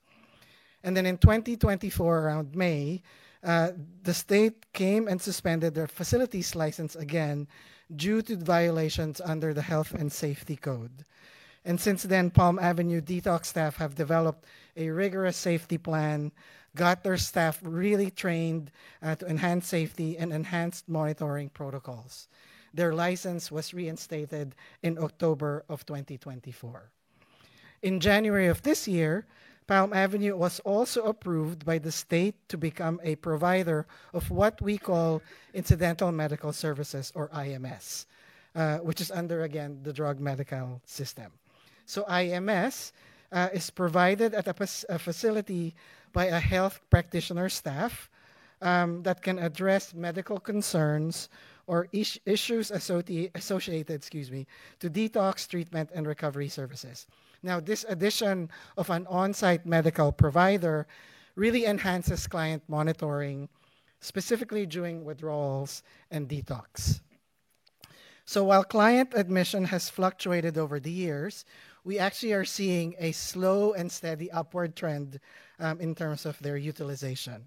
In 23 and 24, they saw client admissions were about 629 admissions, and they about 529 positively or successfully discharged, meaning they were connected to a lower level of service. Since October of last year, they have averaged about 62% of their bed capacity. And so again, we're seeing an upward trend. And the average length of stay in this facility is about 3 to 5 days. Overall, 95% of the clients that come into Palm Avenue Detox are linked to other services. And readmission, meaning folks that have gone through detox and come back again, is at 18%. It's really important that we provide these mandated services, and as you know, residential services for substance use are the lowest in the state. So we have been able to supplement their rates because the state rates are very low, because this is, again, a mandated service. So if there are any questions, I'm happy to answer them. Thank you. Are there any questions? Supervisor Spear. Thank you, Mr. President. Thank you, Director Africa. We talked briefly yesterday about this, and I guess I'm concerned that they do have a checkered past. And it appears now that there is going to be some continuing oversight, which you believe will make sure then that we're not going to see these kinds of suspensions and sustained problems. As part of the mandate for the state, we undergo regular audits and compliance with them. So we do chart reviews. We do an audit every 2 or 3 times a year. We have monthly meetings with them. My understanding from the past is they actually had a new leadership, and that really sort of changed the environment and also the protocols. We do annual site visits with them.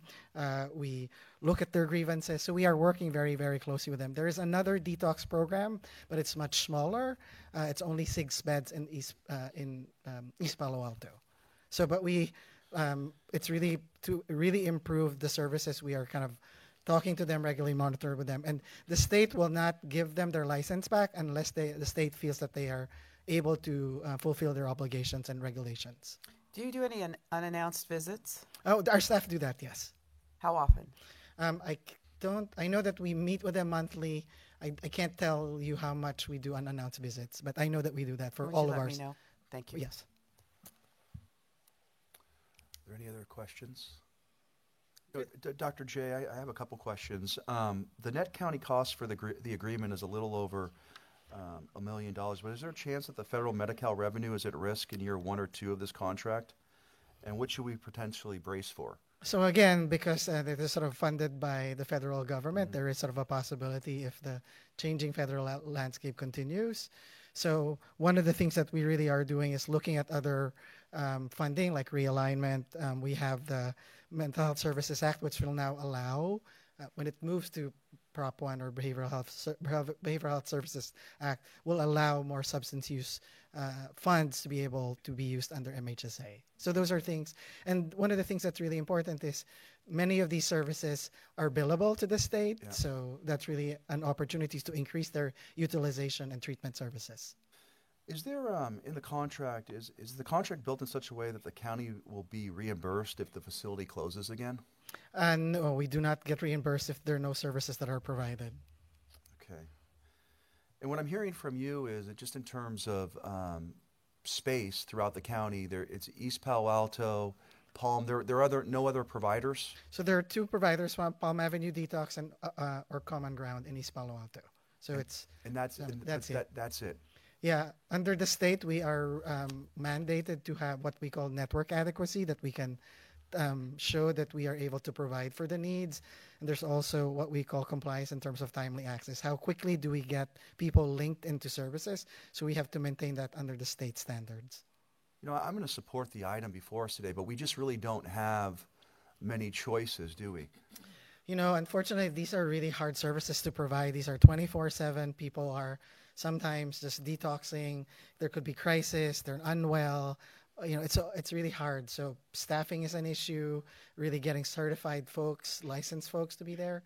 And I think we're seeing that with many providers across the state, many counties across the state, because we don't have a lot of providers that really have this rigorous amount of services.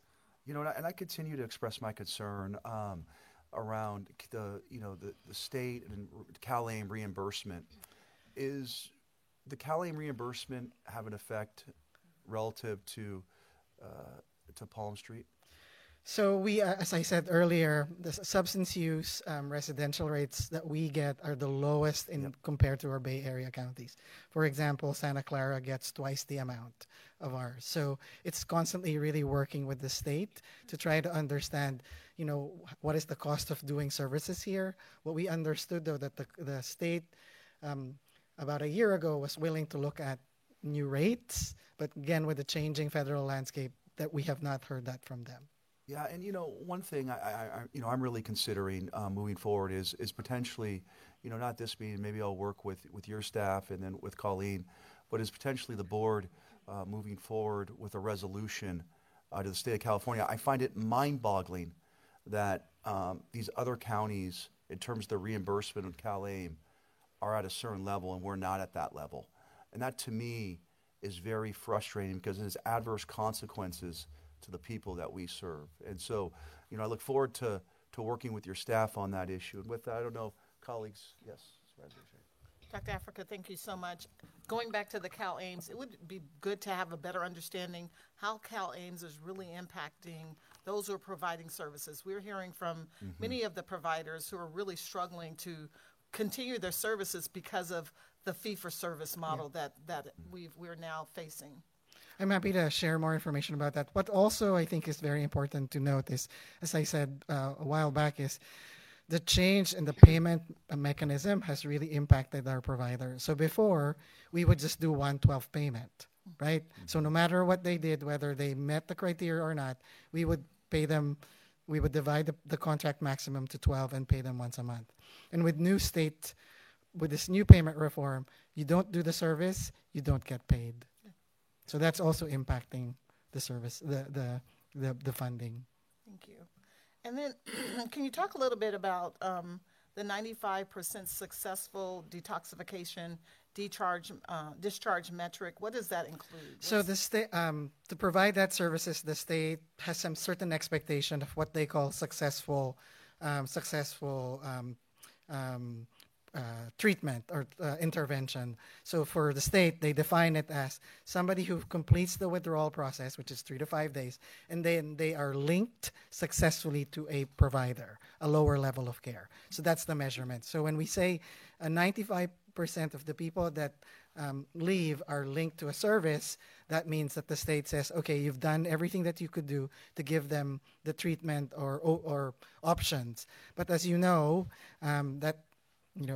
recovery is difficult for many people. They could be linked to like a residential treatment provider, an intensive outpatient, but something might happen and they don't follow through. So that's how the state kind of understands that. But we also follow that in addition to getting linked to the services, that they don't come back.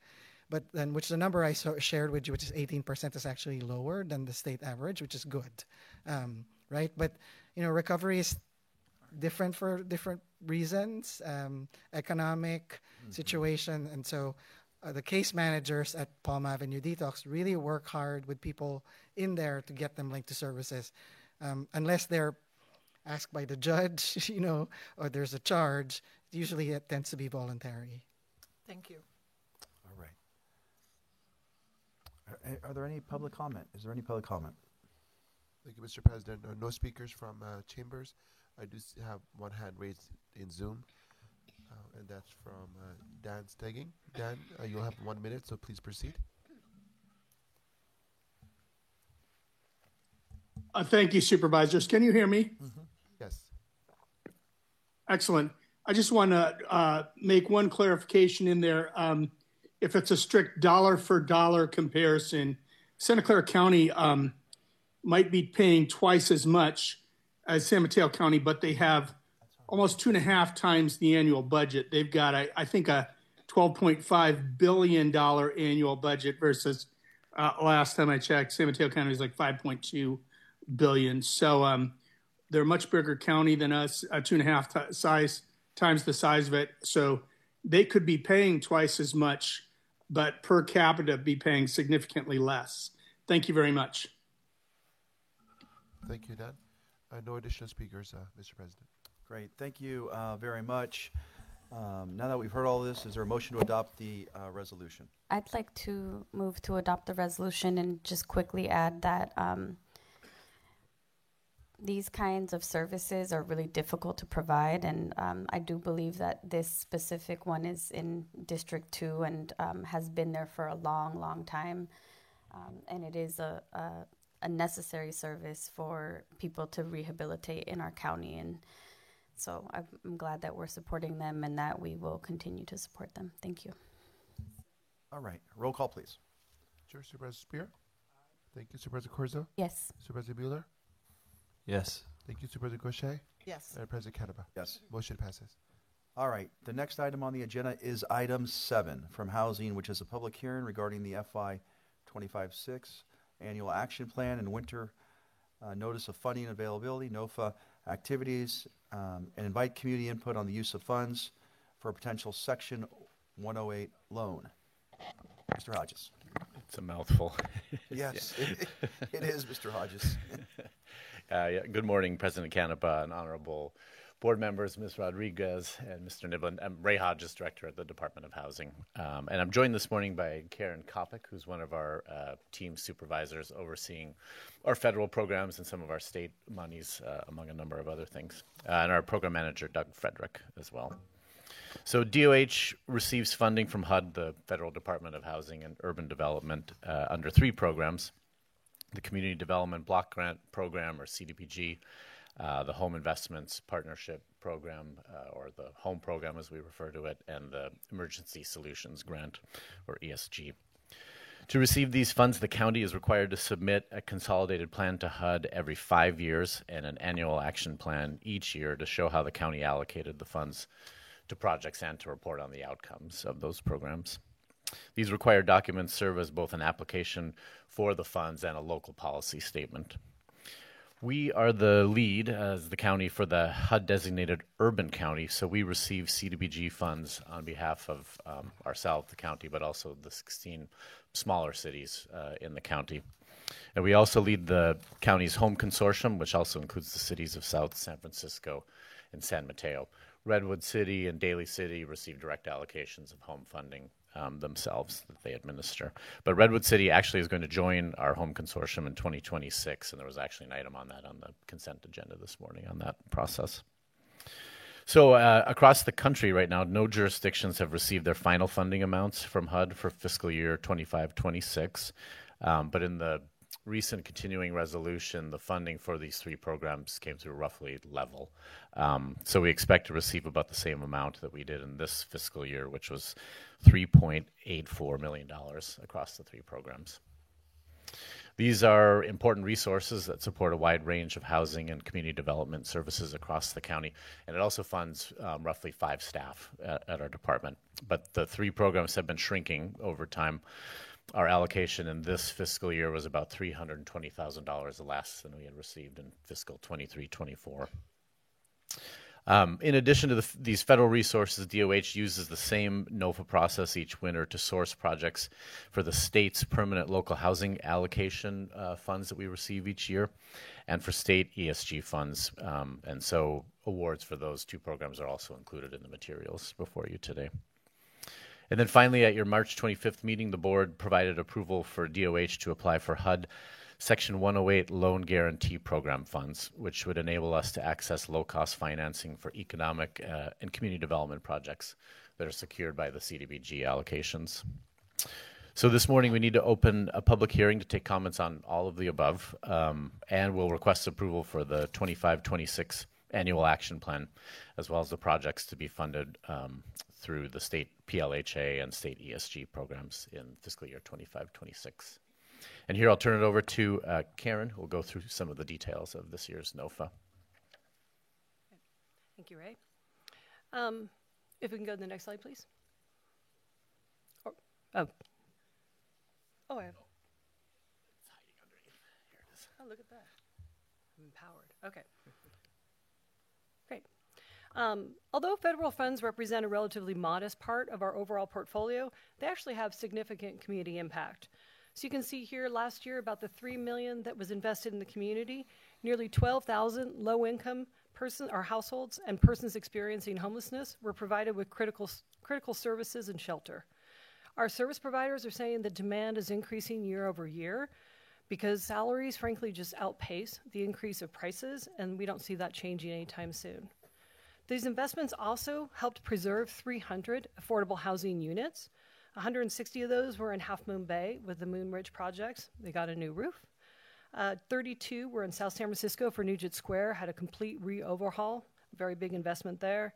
38 units in East Palo Alto, Bay Oaks apartments, and then 75 single-family homes spread across the county that helped people remain in their homes and remain in the county.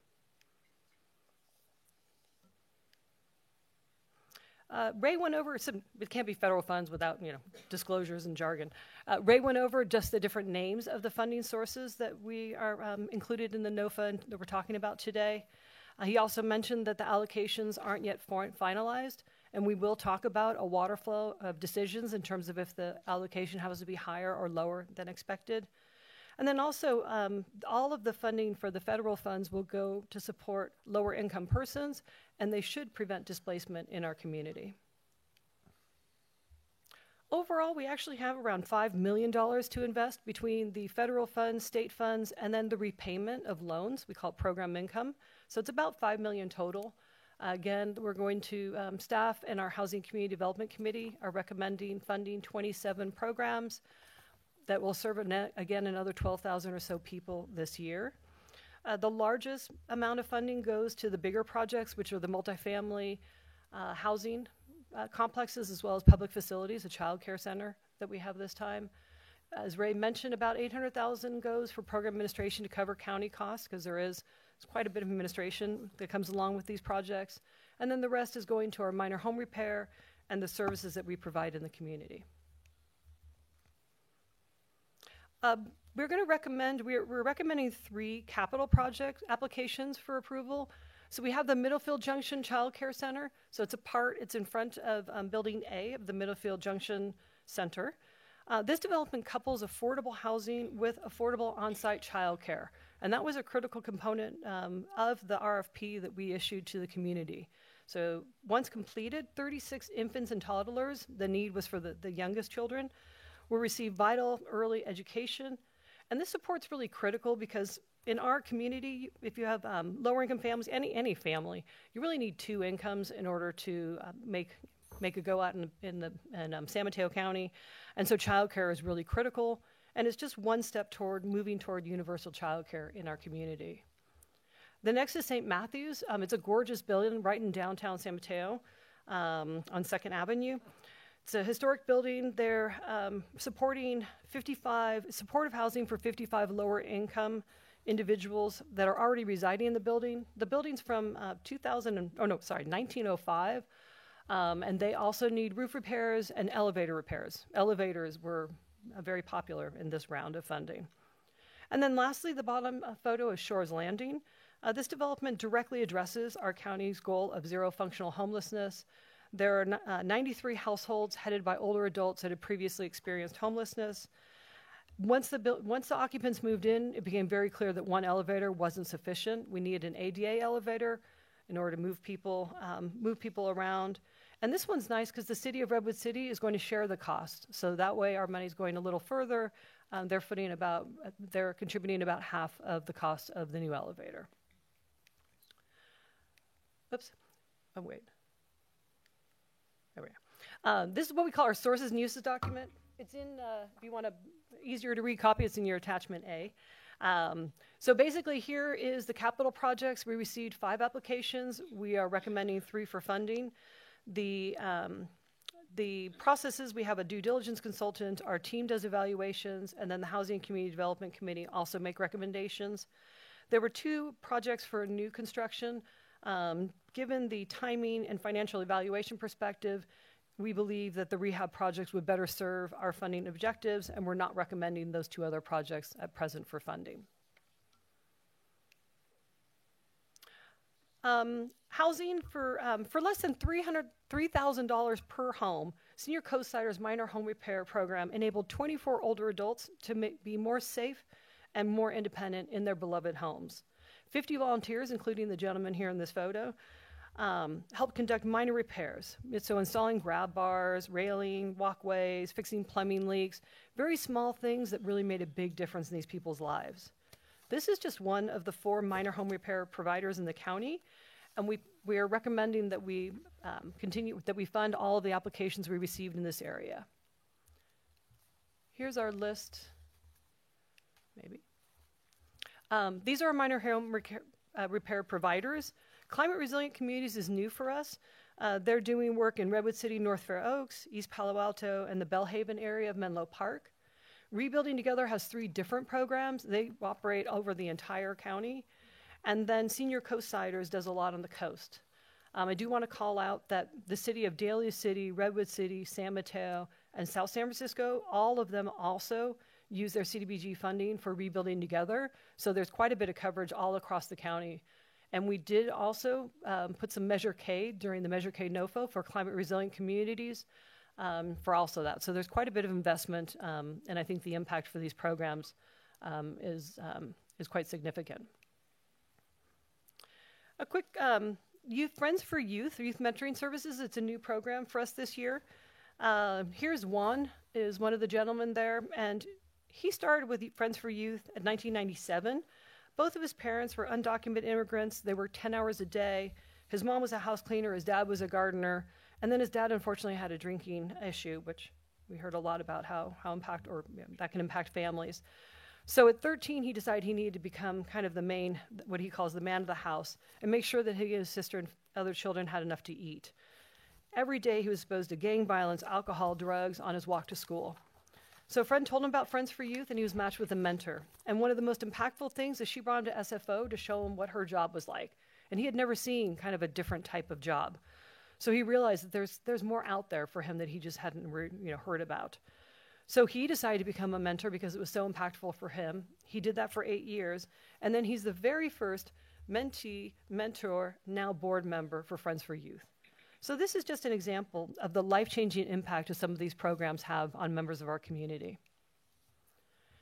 This one's a lot of things going on here. These are our other critical service provider applicants. We do 2-year cycles. So this is the second year of a 2-year cycle, but we do require them to come back and do renewal applications. In the first year, all of these projects were deemed to have been compliant with both the performance and the administrative requirements, and so we're recommending the entire group for renewed funding. And you can see they're pretty small amounts per. We have a cap on how much we can do, but we try to help provide a lot of support, or a little bit of support to a lot of organizations. Mr. President? Yes. Is this funding for construction or for providing services? These are services, yeah. Services? Services. So it's a very small amount of their overall budget. Right, but why is housing providing services in this setting? The federal government community development block grant, CDBG, it allows you to use 15% of your allocation to provide what they call community development services. And so for decades, we've been providing small amounts of that 15% for different services in our community. And when you look at the amounts, they're small, I understand. Yeah. Okay, thank you. Mm-hmm. I have a question for you. Yeah. Can you talk a little bit about the geographic equity within this slide? Yeah, so many of the programs have, Meals on Wheels is countywide. Cal Primrose, the pantry, is countywide. People can come from around the county. Coast Side Day Health is more focused on the coast side. El Concilio and what used to be one of the core services, and then we have Samaritan that is a core service. So those are more focused. They're open, but they're more focused on specific geographies and specific language groups. Bay Area Legal Aid and Legal Aid Society are countywide. Project Sentinel is countywide, and Renaissance is countywide. We had a robust discussion about funding one core agency and not all.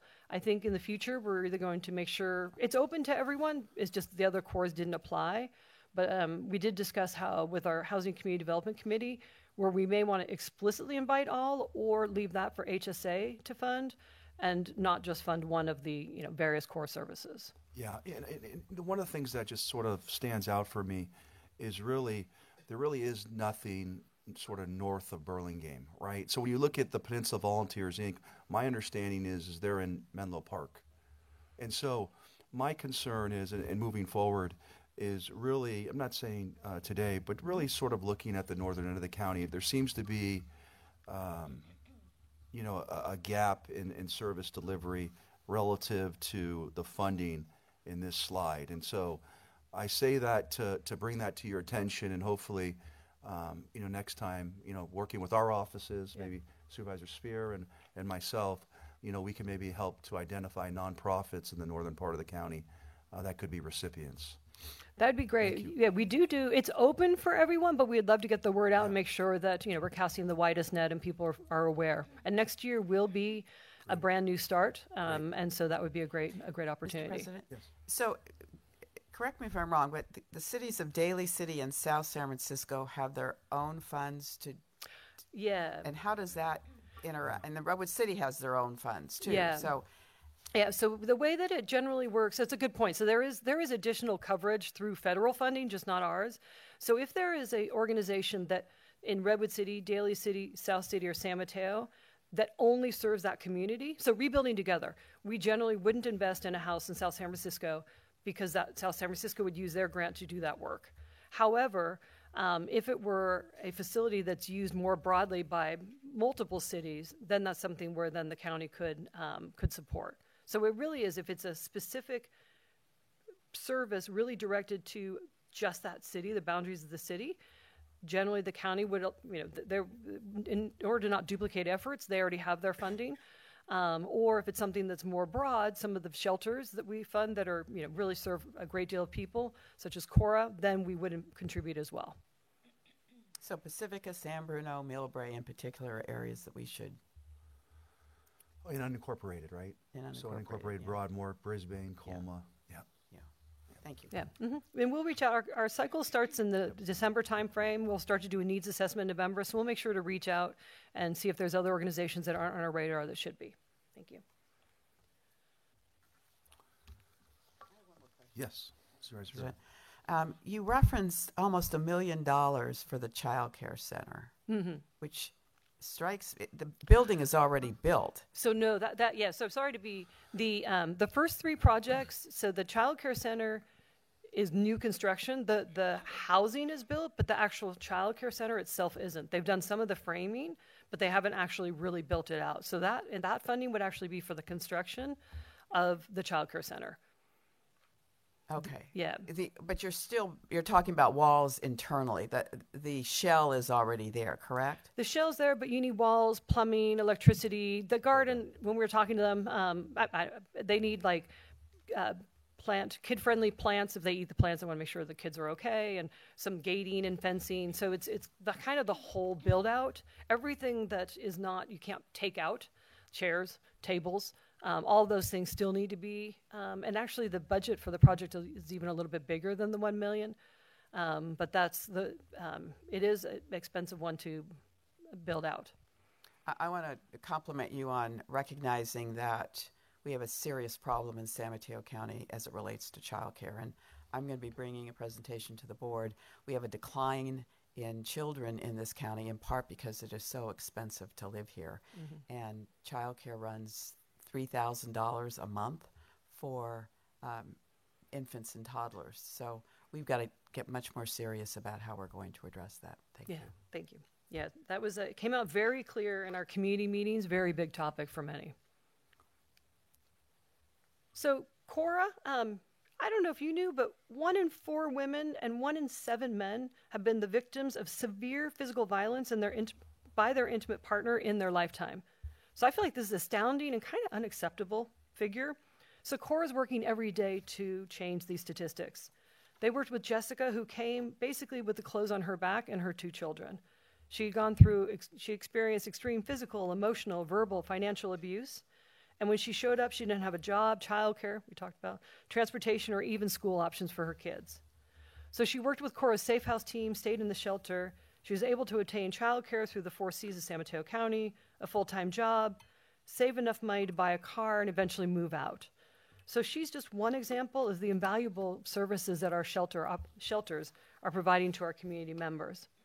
And our next set of projects here would be for paying for services, so people, case management, operations of our homeless shelters. Federal ESG and state PLHA are renewal applications, but for the state ESG, these were actually new bids. There were quite a bit more demand than supply, so after review with Housing HSA and the Continuum of Care, it was decided that 3 of the 4 projects would be funded, and at present, Life Moves, due to previous administrative issues, their rapid rehousing program would not be funded. So lastly, the Moon Ridge out on the coast, they had done a roof rehabilitation program. They had a little bit of extra funding and asked if they could shift that funding to the second phase of the project, which is doing trash compactment and other improvements. So we wanted to ask for approval in order to shift some of that funding and savings over to their second phase of the project. This one is, I'm not going to go over this too much, but in detail, although I'm happy to field any questions. This is our decision criteria in terms of what happens if our allocations are lower than expected. And in a nutshell is, if we have to fund it, we have to pay our loan back to HUD for a Section 108 loan. We have to invest 40% of ESG in rapid rehousing. So we would do exactly what we have to. Then we would do things that we want, like we want to make sure that we receive the maximum program administration to cover our staff.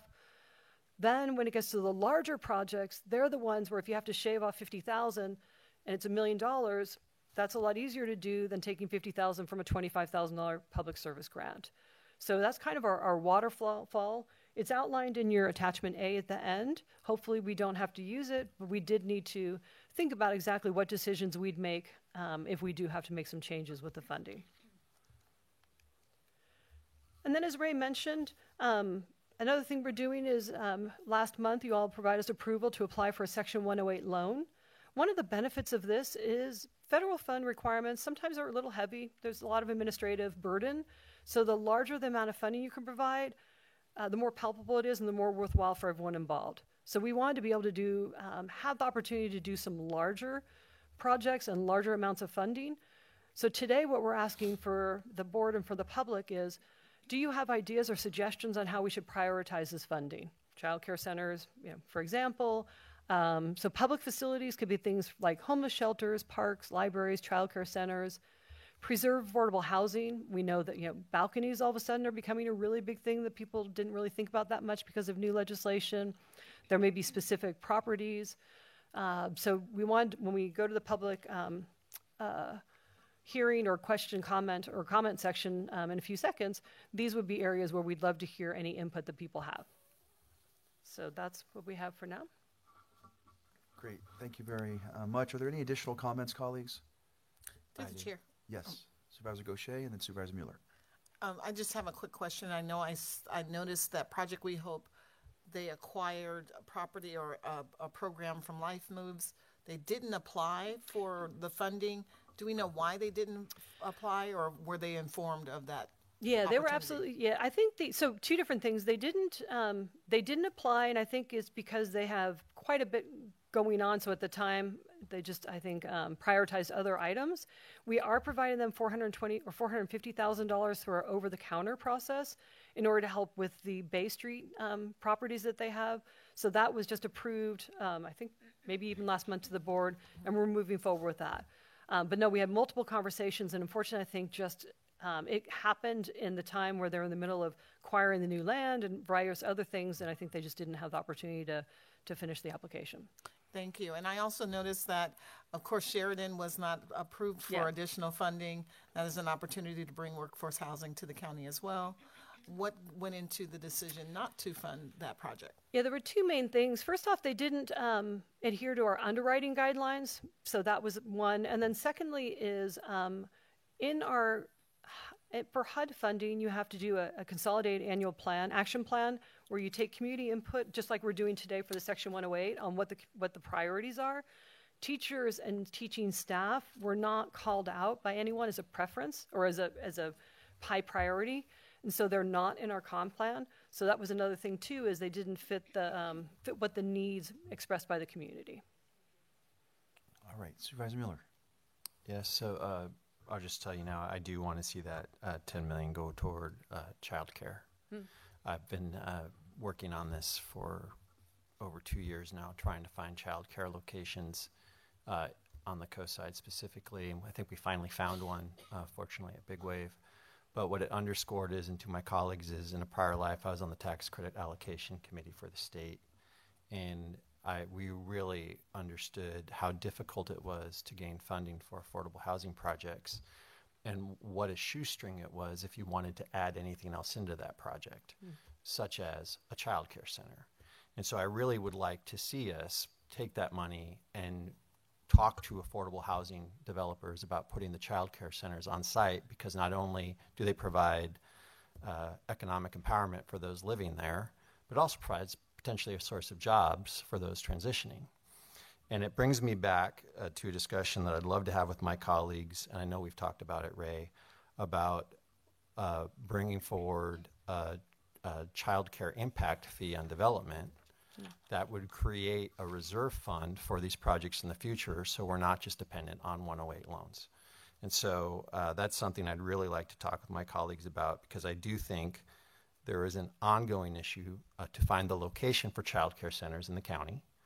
If we created the child care impact fee, which San Carlos and other cities have done, to go ahead and create that fund, we could then approach in funding opportunities developers and tell them, include it. We have money that's such that it's not going to affect the feasibility of your project. So thank you. Thank you. Okay, Supervisor Corso. Thank you. I just wanted to briefly thank you for doing such complex work to help our neighbors get housed and doing all of that complex long-term planning. And I also wanted to express my support for childcare and funding childcare. Thank you. Through the chair, just one other question. Going back to what the money can be utilized for, I also want us to think about our youth. Right now, we're not doing enough for our teenagers, and there's not enough in the district for them. So figuring out a way to invest. We saw this morning how important it is when you invest in our youth, what they can do. So that would be another item as well. Thank you. Great. Thank you so much. With that, I think we'll move to open the public hearing. Do I have unanimous consent to open the public hearing? Seeing that I have unanimous consent to open the public hearing, Mr. Clerk. Thank you, Mr. President. No speakers from chambers. I do see 2 hands on Zoom. We'll start with Ann Schneider, followed by Carla Ann Young. Ms. Schneider, please proceed. Thank you. And difficult topic to handle in 1 minute. Board President Canepa, thank you so much for recognizing that North County is left out of that. For example, if you look at Cora's data, you will find that participation from people in Millbrae in their programs is low, and they have stated a desire to do more work up here.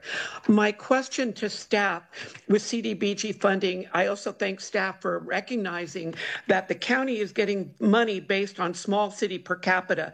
And perhaps what you should be doing is getting that money back to the small cities. We have our own in lieu fees, and it takes a long time to create enough money to be able to do an actual housing project. But the 4 big cities, population greater than 50K, get that CDBG funding and use it for housing and bike pedestrian activities. I encourage the county and the board to ask this department to go and look for the last 10 or 20 years where the money has gone. My study is going to show that it concentrates in certain areas in the county and ignores others. Thank you. Thank you, Ms. Schneider. I'll make the last call for folks to raise their hand on this item, item number 7.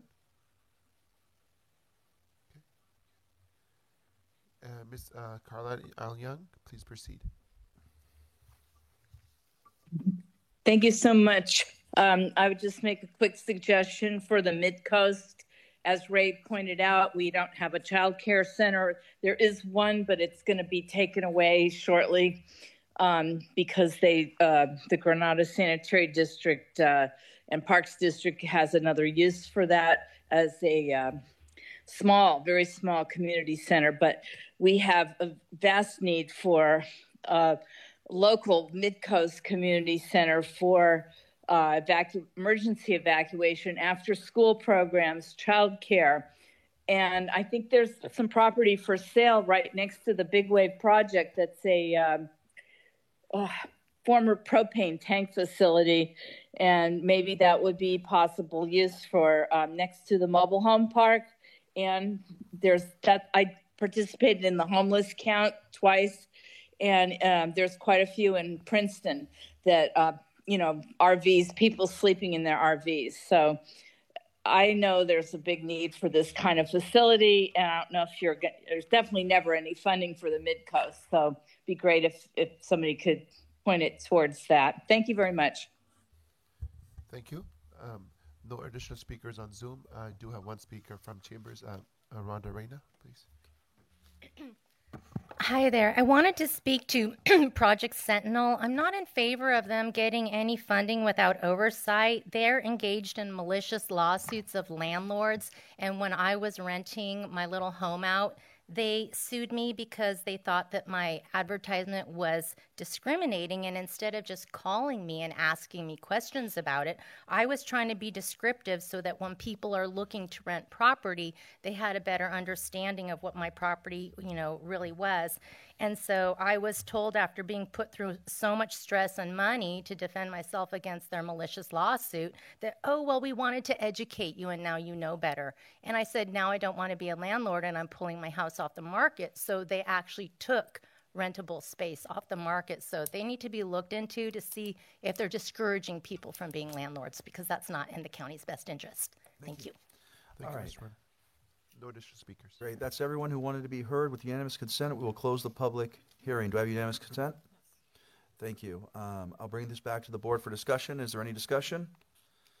Seeing none, with all that said, does the supervisor want to make a motion to make the required approvals and findings and adopt the resolution for approval of this item? I can go ahead and move it. Second. Okay.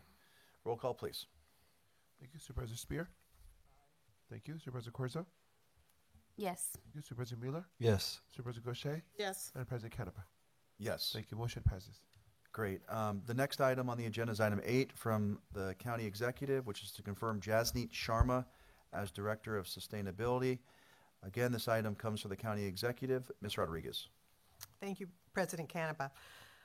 Before you have the nomination of Jasneet Sharma as the Director of Sustainability. In terms of the recruitment, we had a 4-week nationwide recruitment. We had over 70 applicants from across the country. And on the selection panel, we had the honor of having Supervisor Corzo and Supervisor Gutierrez to in addition to lead agencies and partners throughout the county. Jasneet has over 10 years of public sector experience, the majority of which is in sustainability, environmental planning, and community development. She started her career in sustainability here in our own county, where she led various initiatives such as the Climate Ready San Mateo County, Sea Change SMC, County Sea Level Rise Vulnerability, and some policy implementation. Currently, she's the director of the Office of Sustainability and Resiliency for the County of Santa Clara. Some of her initiatives there were her carbon neutrality plan, which resulted in electrification of Valley Medical Hospital, among others, urban forestry master plan, heat resiliency programs, and the establishment of resiliency funds in which she secured over $13 million in public dollars and grant funds for the county. Jasneet holds a Master in Urban Planning from the University of Michigan in Ann Arbor and an undergraduate degree in architecture. Jasneet has extensive experience in leadership and sustainability initiatives along her strategic skills. She's exceptionally qualified to contribute to the County of San Mateo, and it's my pleasure to present her today to you and welcome her back to the county, if you so appoint her. Great, thank you so much. Is there any public comments? Thank you, Mr. President. No speakers from chambers. On Zoom, please raise your hand if you wish to speak on item number 8. No hands are raised. Back to you. Great. With that, can I get a motion to confirm Jasneet Sharma as Director of Sustainability? Supervisor Corso? So moved. Oh, go ahead. I can Aye. second it. Okay, second. Roll call, please. Sure. Supervisor Spear? Thank you. Supervisor Corzo? Yes. Thank you. Supervisor Mueller? Yes. Thank you. Supervisor Gaucher? Yes. And President Canepa? Yes. Motion passes unanimously. Great, thank you very much. We'll now move to item 9, a resolution directing county departments to project the impact of artificial intelligence software, AI, implementation on the county workforce, and report on creation of new types of county positions to improve services to San Mateo County residents, in numbers at least equal to positions projected to be eliminated as a result of the implementation of AI software, that the county executive track the countywide workforce impact of AI. This item is sponsored by Supervisor Mueller. Supervisor Mueller. Thank you, colleagues. In 1930, the economist John Maynard Keynes wrote of technological unemployment. It's a time period when the loss of jobs actually outpaces those jobs that are being increased from innovation. And over the last few years, Goldman Sachs, the World Economic Forum, and others have written that while AI has incredible promise to bring us to innovation that we've never seen before, Goldman Sachs, for instance, indicates that initially we're looking at 300 million jobs declining globally. The World Economic Forum indicates it will impact a quarter of all jobs in the world. And so AI is a wonderful technological innovation, and we have every reason to be enthusiastic and excited about it. But we also need to understand that with it comes potentially that period of time of technological unemployment that Keynes wrote about. In fact, in 2023, 2 MIT economists wrote a book called Power Over Progress, where they discussed this topic and specifically the implementation of AI. In 2024, those 2 economists at MIT were awarded the Nobel Prize in economic sciences. And the premise of that book was that it was incumbent upon governments and labor leaders and industry to come together to search for those new jobs and to go ahead and to ease the pain that would be felt during that period of technological unemployment. This resolution and policy is really an attempt to do just that. It's an attempt to, while we implement AI and we innovate, that we continue to push to see what those new jobs are. And we ask ourselves while we're implementing, what new jobs does this technology empower for our community and with the new information that is provided by AI. So the resolution really works to simply say when you're implementing AI, you first need to estimate the number of jobs lost. And then over the course of the next year, you are tasked with trying to find new jobs empowered by that AI equal to the positions. Now, if you can't do so, you can come back and report to the board a year later that it's just not feasible and why. And the board will consider at that time how it wants to move forward. But at the same time, that county tracking of jobs lost by AI is really an understanding that jobs are lost over time, not in an instant, but really like the level of a rising creek or a river, which once accumulates over time, you find yourself surrounded in those losses. And so it's a way for us to track that metric. I also want to share, and though while it wasn't an explicit endorsement of the work, I did reach out to one of those Nobel Prize winning economists, Simon Johnson, on a flyer to ask him if he'd speak today. And he said, unfortunately, he was traveling and the connection would be intermittent and couldn't. But he did thank me for our work in this area. And it's not every day you get an email from a Nobel Prize winning economist. So I am very, that's one I'll keep. But I do think this is worthy of the work. We're venturing into an area that we don't know where we're headed, and I think it's incumbent upon us in the protection of our workers and our economy to make sure that our economy remains focused as a human-centered economy. Thank you. Great. Thank you very much. Do we have any public comment? Thank you, Mr. President. I do have one speaker from Chambers, Julie Lynn.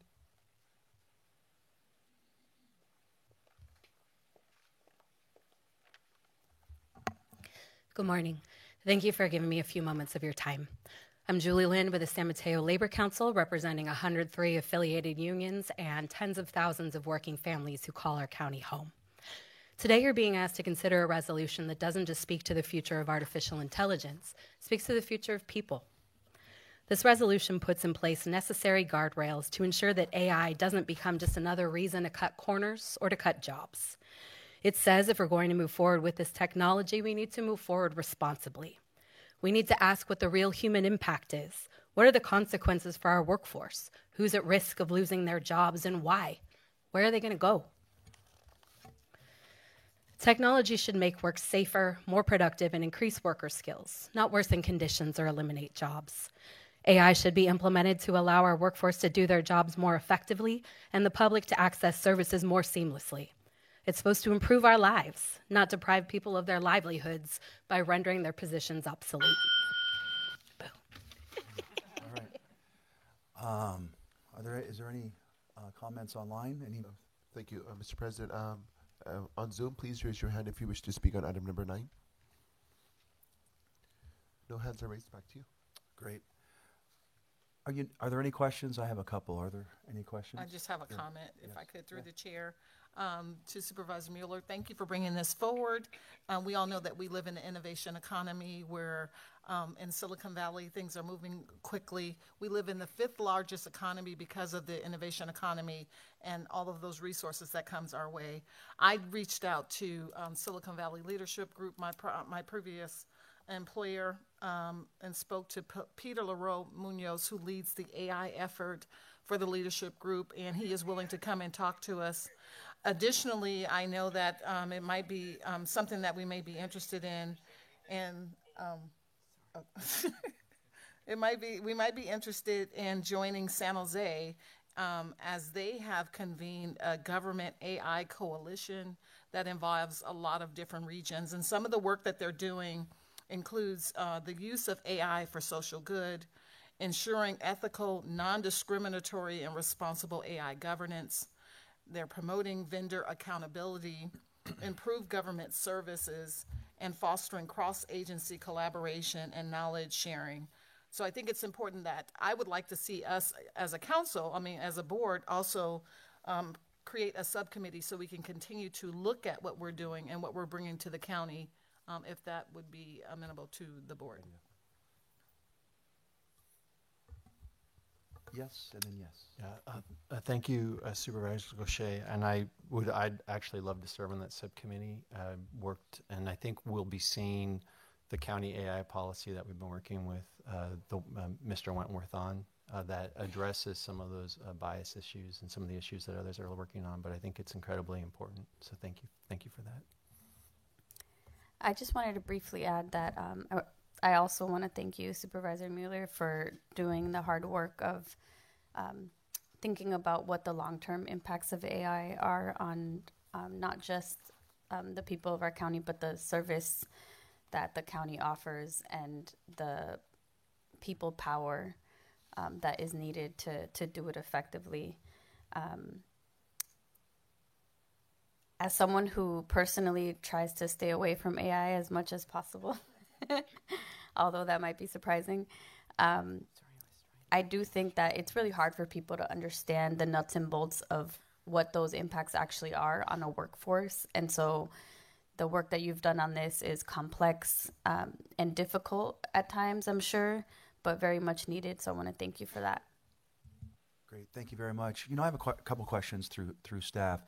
Now, my understanding, one of my concerns was relative to department heads in terms of positions around AI. And let me kind of just give you maybe sort of a story that I think about.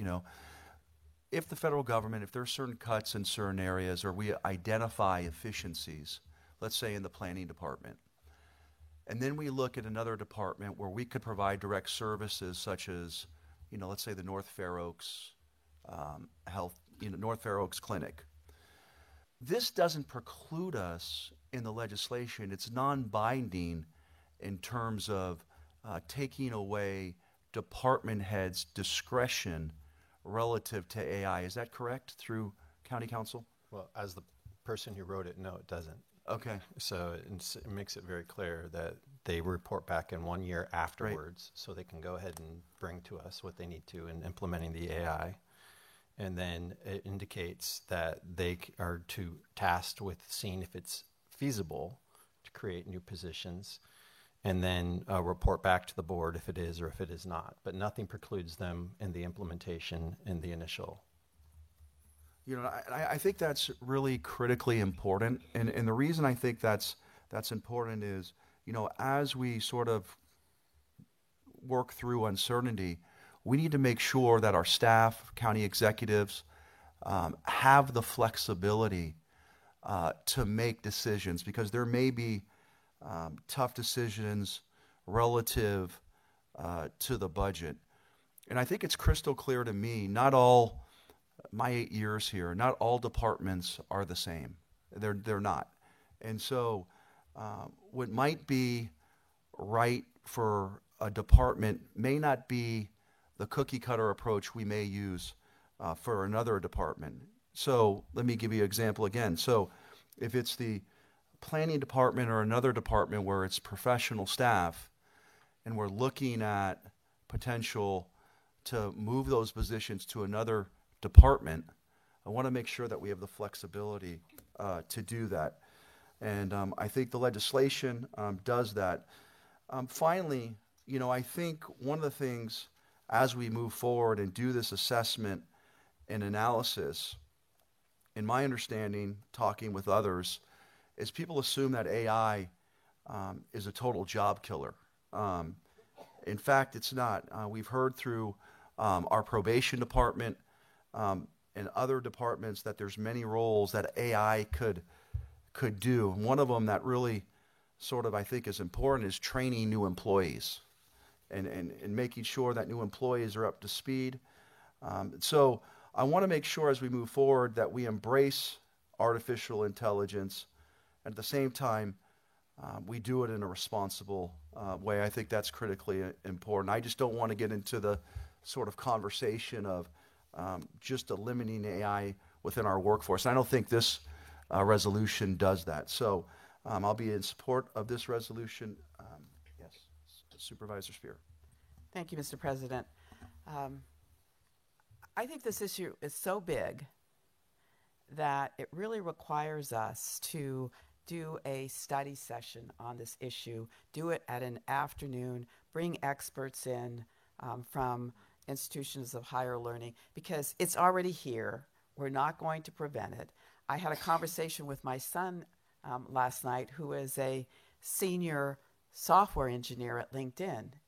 And he told me that basically the entry-level software engineer function will be gone within a year. So part of our job, I think, is to recognize that we've got to train young people into looking at different jobs than they were originally thinking about doing.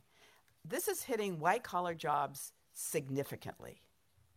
And we need to assess it and recognize that it's going to require us to include AI in a good deal of our work. The assessor's office is backlogged with assessments.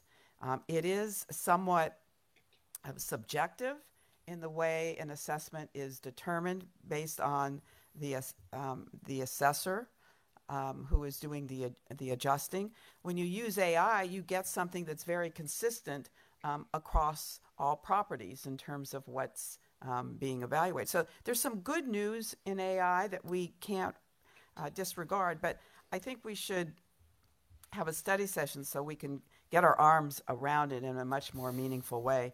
And I'm interested to note that two U.S. senators of very opposing positions, Senator Markey and Senator Hawley, are working together because they recognize that this is such a profound change in our revolution of how we change. I mean, there was the Industrial Revolution, now there's the AI revolution, and we're going to have to adapt, but we need to do it in a manner where we can really spend some time. So I would recommend that we do that in a not so distant future. All right, so we have two comments. One is there's been, a suggestion of a subcommittee and study session.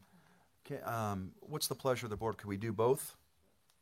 That would be great. I mean, ultimately, what I'd love to see, and I've talked with our legislators about, but it might be something just here locally, is our county is the home of Sand Hill Road. We are in a unique position to bring together, and Supervisor Gaucher, you're so right, with Santa Clara County, a blue ribbon discussion about how do we find these jobs. One of the things that I'd say, Supervisor Cantor, you pointed out, and the Planning Department, the Probation Department,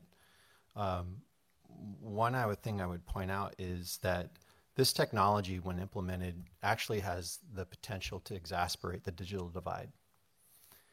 But we can cross it when we say, okay, what we're going to do now is we're going to use AI to move that backlog out, but rediverse resources to high touch point trained individuals to work with people to get them through the process faster, or put members of the planning department out into the field, or put members of our probation or empower our probation department to be out to change outcomes with people. That's the type of future that AI can enable if we are searching to put resources into those new jobs. And so I would love, I would love to have both that subcommittee and also that study session. And I appreciate all my colleagues' support on this item. So, Mr. President, maybe I might recommend then, hearing what I'm hearing, perhaps a motion to appoint a subcommittee to work with staff to prepare the study session workshop that's being described. Great. Supervisor Corzo. Thank you. I just wanted to add one thing. I think that this policy, this resolution is really important. I'm excited that there will be a study session on it. And I want to make sure that we message to county residents that through this work, we can ultimately improve county services. We won't just be creating jobs for the sake of creating jobs or maintaining jobs, but actually improving services to residents who a lot of times have really hard, walk really hard paths trying to navigate our many complex systems. I hear on a regular basis from not just constituents, but nonprofit partners, housing developers, on how complicated it is to get through some of our systems. So this really is an asset, and I think should be messaged that way so that the value can truly be clear to our community. Thank you. Supervisor Mueller, would you like to make the motion with the not amendment, but the addendum from our county executive? Should County we, attorney, should we excuse me. appoint the subcommittee now, or should we? Well, it sounds like maybe in an omnibus motion, it sounds like there's a desire to approve the resolution. So a motion to approve the resolution, as well as to designate Supervisors Mueller and Supervisor Gauchier to serve on a subcommittee that would work with staff to prepare an AI study session for a future date. Would you like to make that motion? I would like to make that motion, but I also would like to just real briefly thank Supervisor Corzo for the point. This is absolutely not to create fake jobs. We need real job creation, and that was why that was made clear with the if feasible language in the resolution. Thank you. We are searching for real jobs for the future, not jobs that can be cut away. So, with that, I'll go ahead and make the motion as described by County Council to move forward the resolution to appoint Supervisor Gauchier and myself to the subcommittee to begin working on the study session. Second. All right. Roll call, please. Did we do public comment? Yes. I think we did. We did? Okay, sorry. Mr. Clerk. Thank you. I'll take the roll call. Supervisor Spear? Thank you. Supervisor Corzo? Yes. Thank you. Supervisor Mueller? Yes. Thank you. Supervisor Gauchier? Yes. And President Canepa? Yes. Thank you. Motion passes unanimously. Okay, we have one last item, and that is item 43, to approve an ATR appropriating 172 funds from the Public Safety Augmentation Fund of the Sheriff's Office, State Aid Public Safety Budget in the amount of $4,222,048 to fund one-time expenditures for radio communications, equipment replacement, and update through the county executive or the sheriff's office. I believe we have a sheriff's representative here. Okay. Yes, let me grab Undersheriff Prey. Okay, before we do that, Supervisor Spear, do you have any comments? Okay.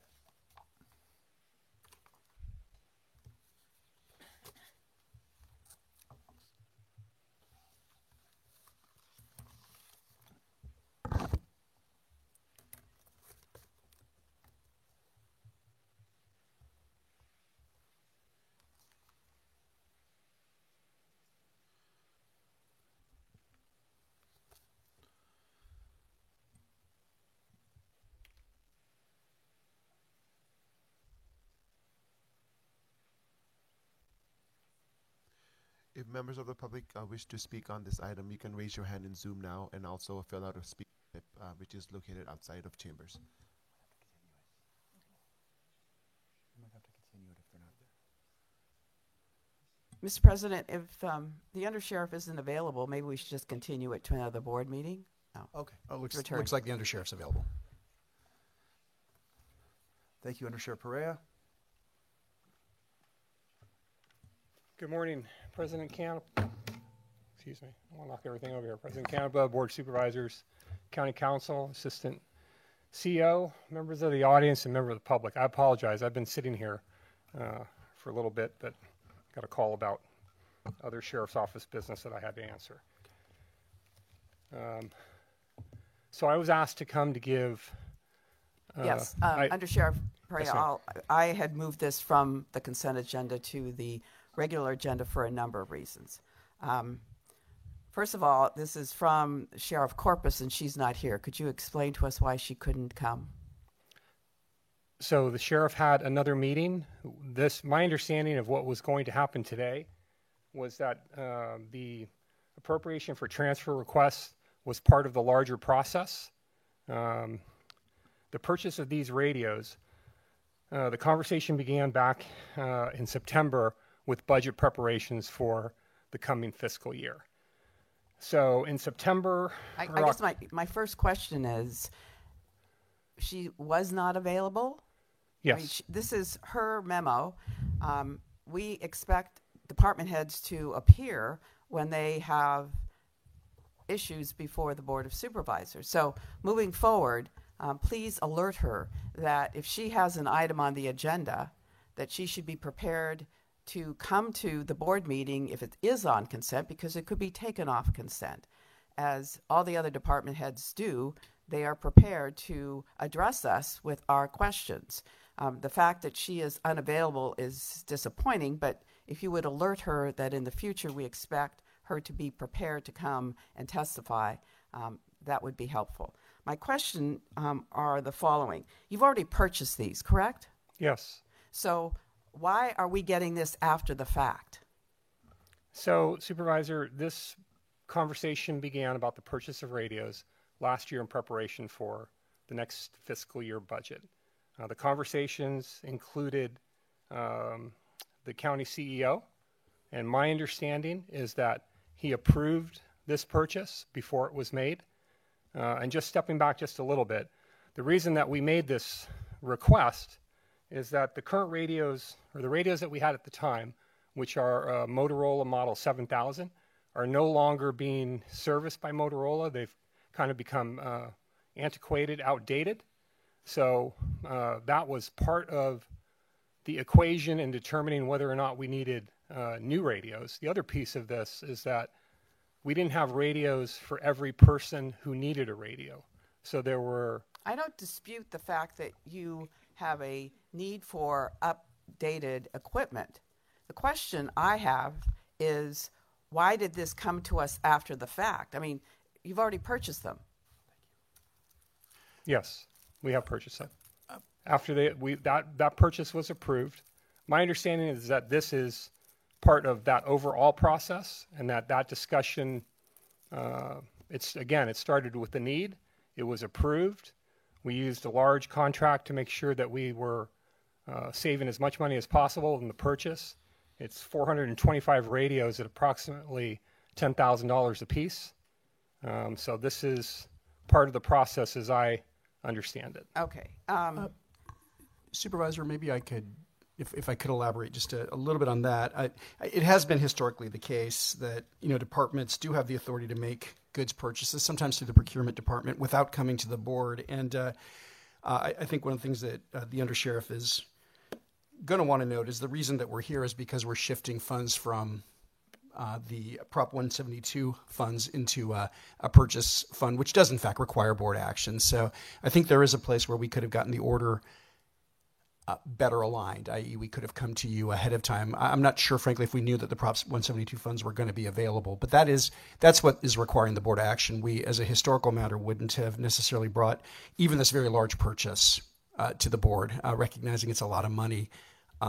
It's not always the case that the purchase of goods, even for large amounts, come to the Board of Supervisors, but ATRs indubitably do because they require a 4/5 vote of the board. I appreciate that, Mr. Niblin, but as you know, I'm working on a resolution to deal with the issue of procurement generally and having more oversight by the Board of Supervisors. I just want to also point out that I'm a little concerned about the procurement process within your department because I've been made aware that there have been 10 massage chairs that were requested through procurement. So they had to have been approved, presumably, by the sheriff. Now, it was declined, thankfully, by the Office of Procurement. But I think there needs to be a wholesale look at how you do your procurement process within the department.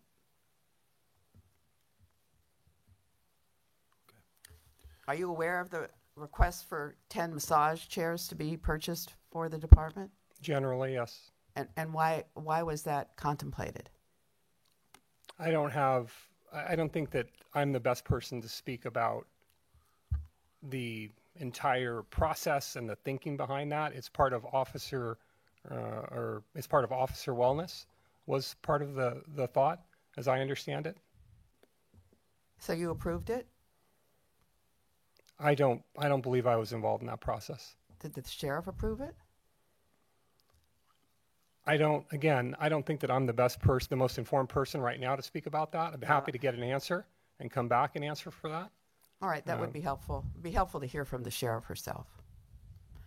With that, Mr. President, I'm happy to move the item. I have one other question, if we could. What happens to the old radios? So you've had a group of radios there. What's the process? What do you do with them? So the old radios, as I understand, are going to be returned to ISD. Again, they're not, as I understand it, and again, I'm not an expert in radios or the technical piece of this, but my understanding is that some of them, there's going to be an attempt made to see if some of them can be repurposed for other members of the sheriff's office, like community service officers. Okay, thank you. I'm just understanding about process. Supervisor Spear, were you asking for them to report back on a future agenda to talk about the 10 conference table, the massage chairs? Because if so, I'd also kind of like to know about the conference table. Yes. Well, the whole procurement process is something that I think we need to have a better understanding of who does make those decisions within the department. So reporting back would be appropriate as well. One last question. Who was the was there a bidding process at all for these items? There's a reference to this Houston-Galveston area cooperative competitive bidding contract, but I don't understand what that is. Do you know what that is? Again, Supervisor, I'm happy to either bring somebody back who's better informed, somebody probably from our fiscal division who could speak to the contract piece of that and that process. All right. But I don't have an answer for you specifically about that. Other than that, I was informed that the contract that we used, or the method that was used, was done so with the idea of being as cost effective as possible. All right. Maybe we should have a whole discussion on the procurement process within the department, and maybe we should schedule that as an item. Yes, Supervisor. All right, so is that a motion? Yes, that is a motion. Or is there a second? I'll second it. Is this motion on the ATR? Is that the approval of the ATR? Or motion on the ATR and a recommendation that the sheriff appear to talk about the procurement process with Yes, Supervisor. Okay, there's a motion, there's a second. May I have a roll call, please? Let me take a public comment, Mr. President. Yep. On this item. No speakers from chambers, so on Zoom, please raise your hand. I do have one speaker, Mr. Dan Stegging. Please proceed.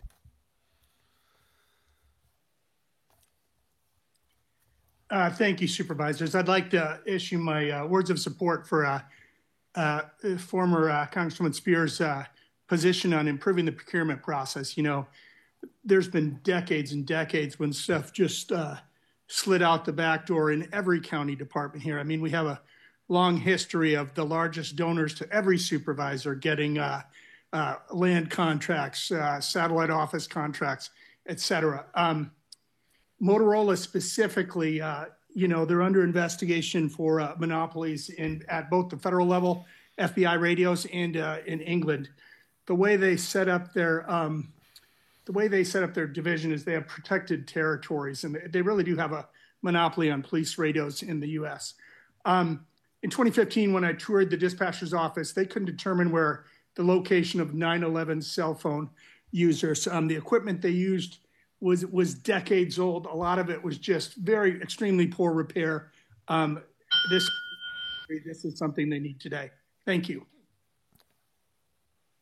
Thank you. No additional speakers. We have a motion on the floor. I'll take the roll call. Supervisor Spear? Aye. Thank you. Supervisor Corzo? Yes. Supervisor Mueller? Yes. Supervisor Gaucher? Yes. And President Canepa? Thank you. Motion passes unanimously. All right. With that, we'll adjourn this meeting through the county attorney. Will we be reporting back out? We may have something to report out. We may have something to report out. So we're not officially adjourned, but we'll adjourn into closed session. Thank you. The board is currently in closed session, and we'll report back shortly. We'll resume shortly.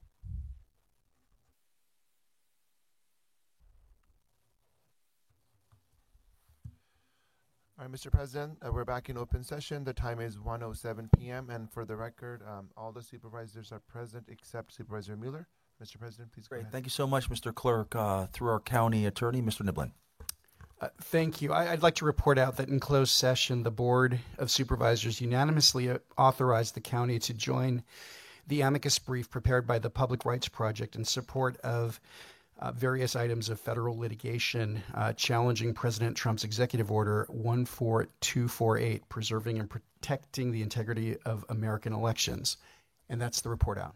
With that, we'll adjourn the meeting. Thank you all. The time is now 1:08 p.m.